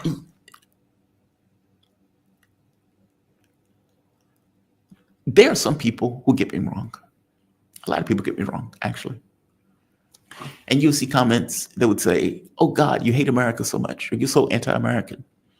And I would point out to those people that it is the most American thing in the world to give a shit about your country and not this other nonsense. Meaning, if a bunch of sociopaths are running your country, it is the moral, ethical, and correct thing to do to say, hey, they're sociopaths running the country and then running it into the ground. That is not me hating anything. That is me pointing out there is a problem here. There's a problem with this. I don't care if a person is far right, far left. If you can't come to that assessment that why are we provoking all of these wars? Why are we spending $10 trillion in Iraq and Afghanistan? Why are we helping these genocidal maniacs and contorting our own foreign policy to something that is not in our best interest? That is a rational point of view of somebody that is more of a patriot than anybody else that is backing these sociopaths in regards to what they're doing. White Wolf, I agree with you on this. I agree with you. You're not wrong. Most patriotic thing in the world you can do. Marta K, thank you so much for your amazing work. Well, thank you, Marta. Thank you for joining me. Pink Rose, finally, they're getting a hint of what Gaza is going through for 20 months. It is emancipatory, ain't it? It's emancipatory. I should feel something about saying that. I don't. I left that morning when I saw what Iran was doing. I felt fantastic. I walked to the mall with a pep in my step. I said, damn it, I'm going to get me a new tie. A celebration for it. It's unfortunate that Iran is left to its own devices to do this. It's unfortunate that these other weak Arab governments that stood around and watched Palestinians get slaughtered. And it took the Iranians to be the ones to finally stand up because after all, the monster was at their door. And the monster, after devouring with rivers of blood behind it, with blood dripping from its teeth, finally goes to Iran because it now wants to feed on Iranian blood, Persian blood. You have to stand up, right? Either take a punch or you got to throw it. Man got to be willing to throw a punch. Not only were they willing to throw a punch, they were willing to throw a lot of punches. So, yeah, it felt emancipatory. It felt like justice. And just be clear, that's the thing in all of us. Like, when you're watching a movie and you see John Wick. Let's talk about John Wick for a moment. Why is it okay for John Wick to murder all of those people? John Wick murdered like 100 people in that movie, and yet he's the hero. Have you thought about why? Part of it is because they killed his dog. That is the funniest shit in the world to me. But the fact that they were willing to do that in our minds creates a justification for John Wick going through and killing all of these people. My point is, it felt like justice. These are gangsters. These are bullies. The guy's an asshole. Look at what they do to these other people that they don't, these disposable people that they effectively treat as disposable. And you get John Wick, whose suit gets blacker and blacker over the course of that show, that goes through one after the other like hot butter. And we sit in the aisles. Something in us that looks at that and says justice. It just is. Not going to lie about it. They get what they deserve. Fuck them. That's my take. That sounds brutal. That sounds harsh. I have watched them burn kids alive. I've watched the videos. I've seen parents holding their dead kids day after day after day. I watch people get killed. I watch kids get killed every day, mangled bodies. Parents holding their child with their mangled bodies. You get children being brought into the ER hospitals that have been fundamentally destroyed, that can't even treat those kids that are there. Or kids who are just rummaging around, starving because their parents are killed. You watch that for 2 years. If that doesn't give you a certain view of reality, that there is no such thing as safety, that all things being equal, all of these people were considered to be disposable, something that before this took place, I thought was not even possible. It's a wake-up call. And the people who did it with impunity and did it before our very eyes. Like, nobody's going to do anything about it because we have the superpower backing us. And based on racist, hateful, jaded point of view, they've bit off more than they can chew. And in many respects, fully believes that the U.S. will save their ass if it comes down to the integrity of the state collapsing. Now, would the U.S. do that? Probably. And what would it mean for us when the U.S. does that? And if they run bombings on Iran, is Iran willing to throw a punch and knock that shit out the sky or knock those carriers out of the water? That is what Trump is questioned, that Trump has created and is looming because he wanted to back a bunch of psychopaths, sociopaths, a country of sociopaths. I was talking to my ex, and keep in mind, she's Austrian. And Austria and Germany are very weird places. For one, they're always wrong on history. B, they are shocked as shit. And even to this day, oh my God, the Russians and the Soviets, they treated us so poorly. And you would always have to point out, you murdered 30 million of them. You get that, right? So you talked about being treated poorly. You murdered 30 million people. Put shit in context. And so when you point out Israel is getting dismantled, and she's like, but there are innocent people there. Dude, over 60% believe rape was okay. The overwhelming majority of the society backs what Netanyahu is doing. They may not like him personally, but back what he is doing to the tune of 70, 80%. I have no sympathies in this. I'm sorry. I just don't. A bunch of murderous lunatics are being taken apart. That's my take. Spark gave a victory as many fathers, defeat as only orphans. That's right. President Trump wanted to be the one with fathers, but fooled by Israel perceived early success. That is the wild part. Ain't that right, Sparky? In the very beginning, Donald Trump comes out and is crowing. Nobody gave him the memo that, hey, you're supposed to be pretending that Israel is doing this on its own. No, in his mind, this is a military victory. We decimated Iran. Whew. America, fuck yeah, this is great. And so I told him that they should do this. And then Iran responded, and it's like, holy shit, we didn't win. No, you didn't win. In the first 24 hours, you didn't win. No, you didn't. And now, after punching a guy, the guy starts hitting you back over and over and over and over again. And Iran comes out and says, we know the United States was directly involved. Their fingerprints are all over. And Donald Trump freaks out. Oh my God, I have 80 military bases in the region that they could hit all of them. You did that. And you implicated yourself immediately after doing it, stupidly. I don't know who was the last person in the room with Donald Trump that told him this was going to be fantastic and this was going to go well. I don't know who that person was. And Trump, being one of the dumbest people alive, most likely believed him because he knows nothing about the world or the resolve of other countries.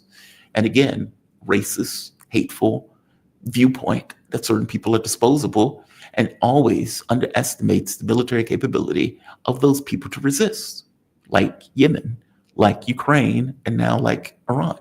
The question really boils down to how far does a superpower go to help its colony? I don't have an answer for that.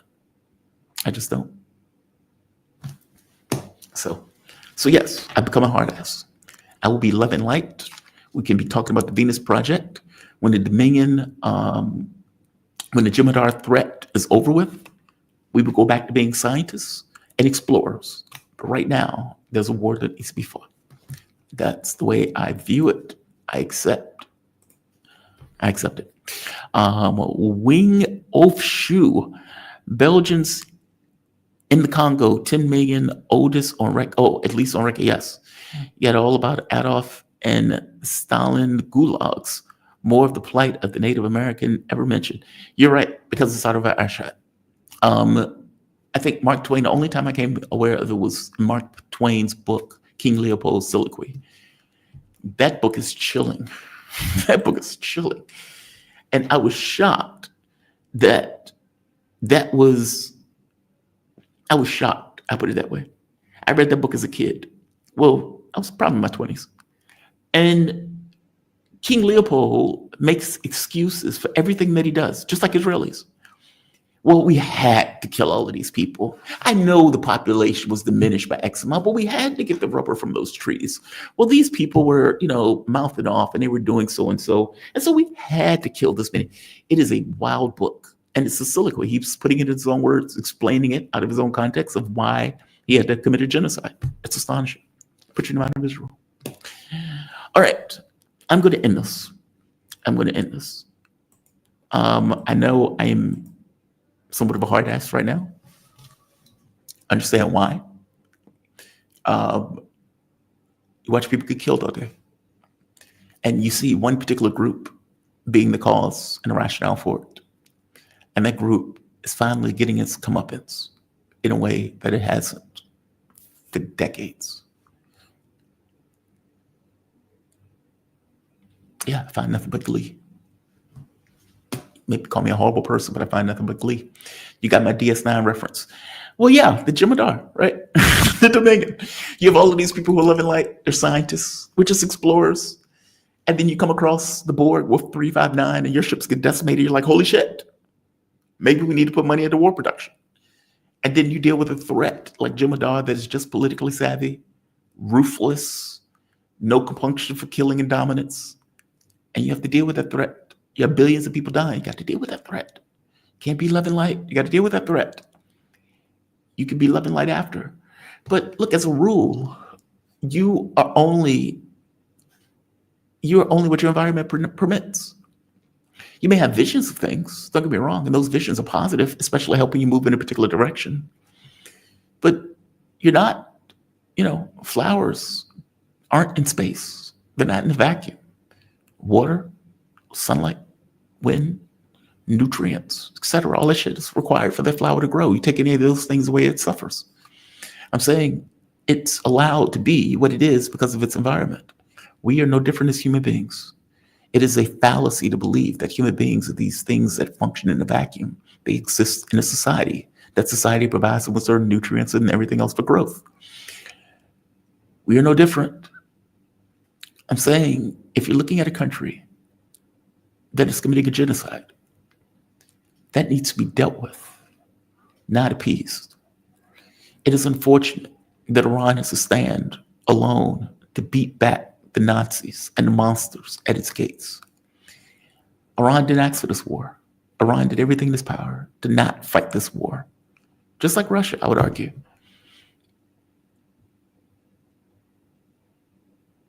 But, I didn't ask for any favor either, right? Reality is what it is. And for better or for worse, the context of the world hinges on these struggles and what this world looks like. You have a multipolar world that's trying to force itself into existence.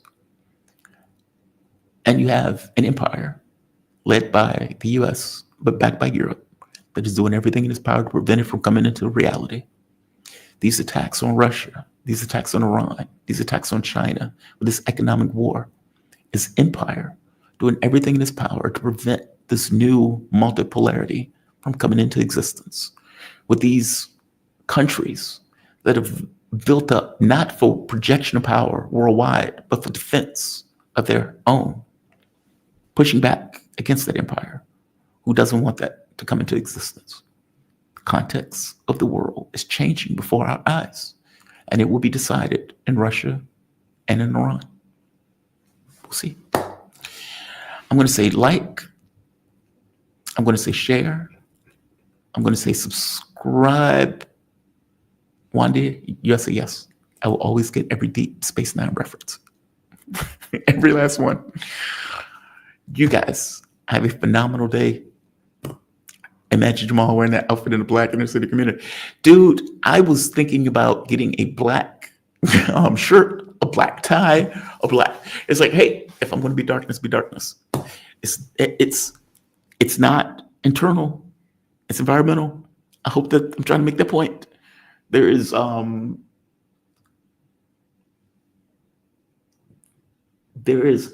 and light in me, but I realize when that shit has to be put to the side for things to get done. And as brutal and as horrible as this is, if Iran doesn't fight back, its people are going to be torched. They're doing God's work, and they're doing it for civilization in general. You guys have a fantastic day. I will see you guys tomorrow morning. You all have a good one. Be safe.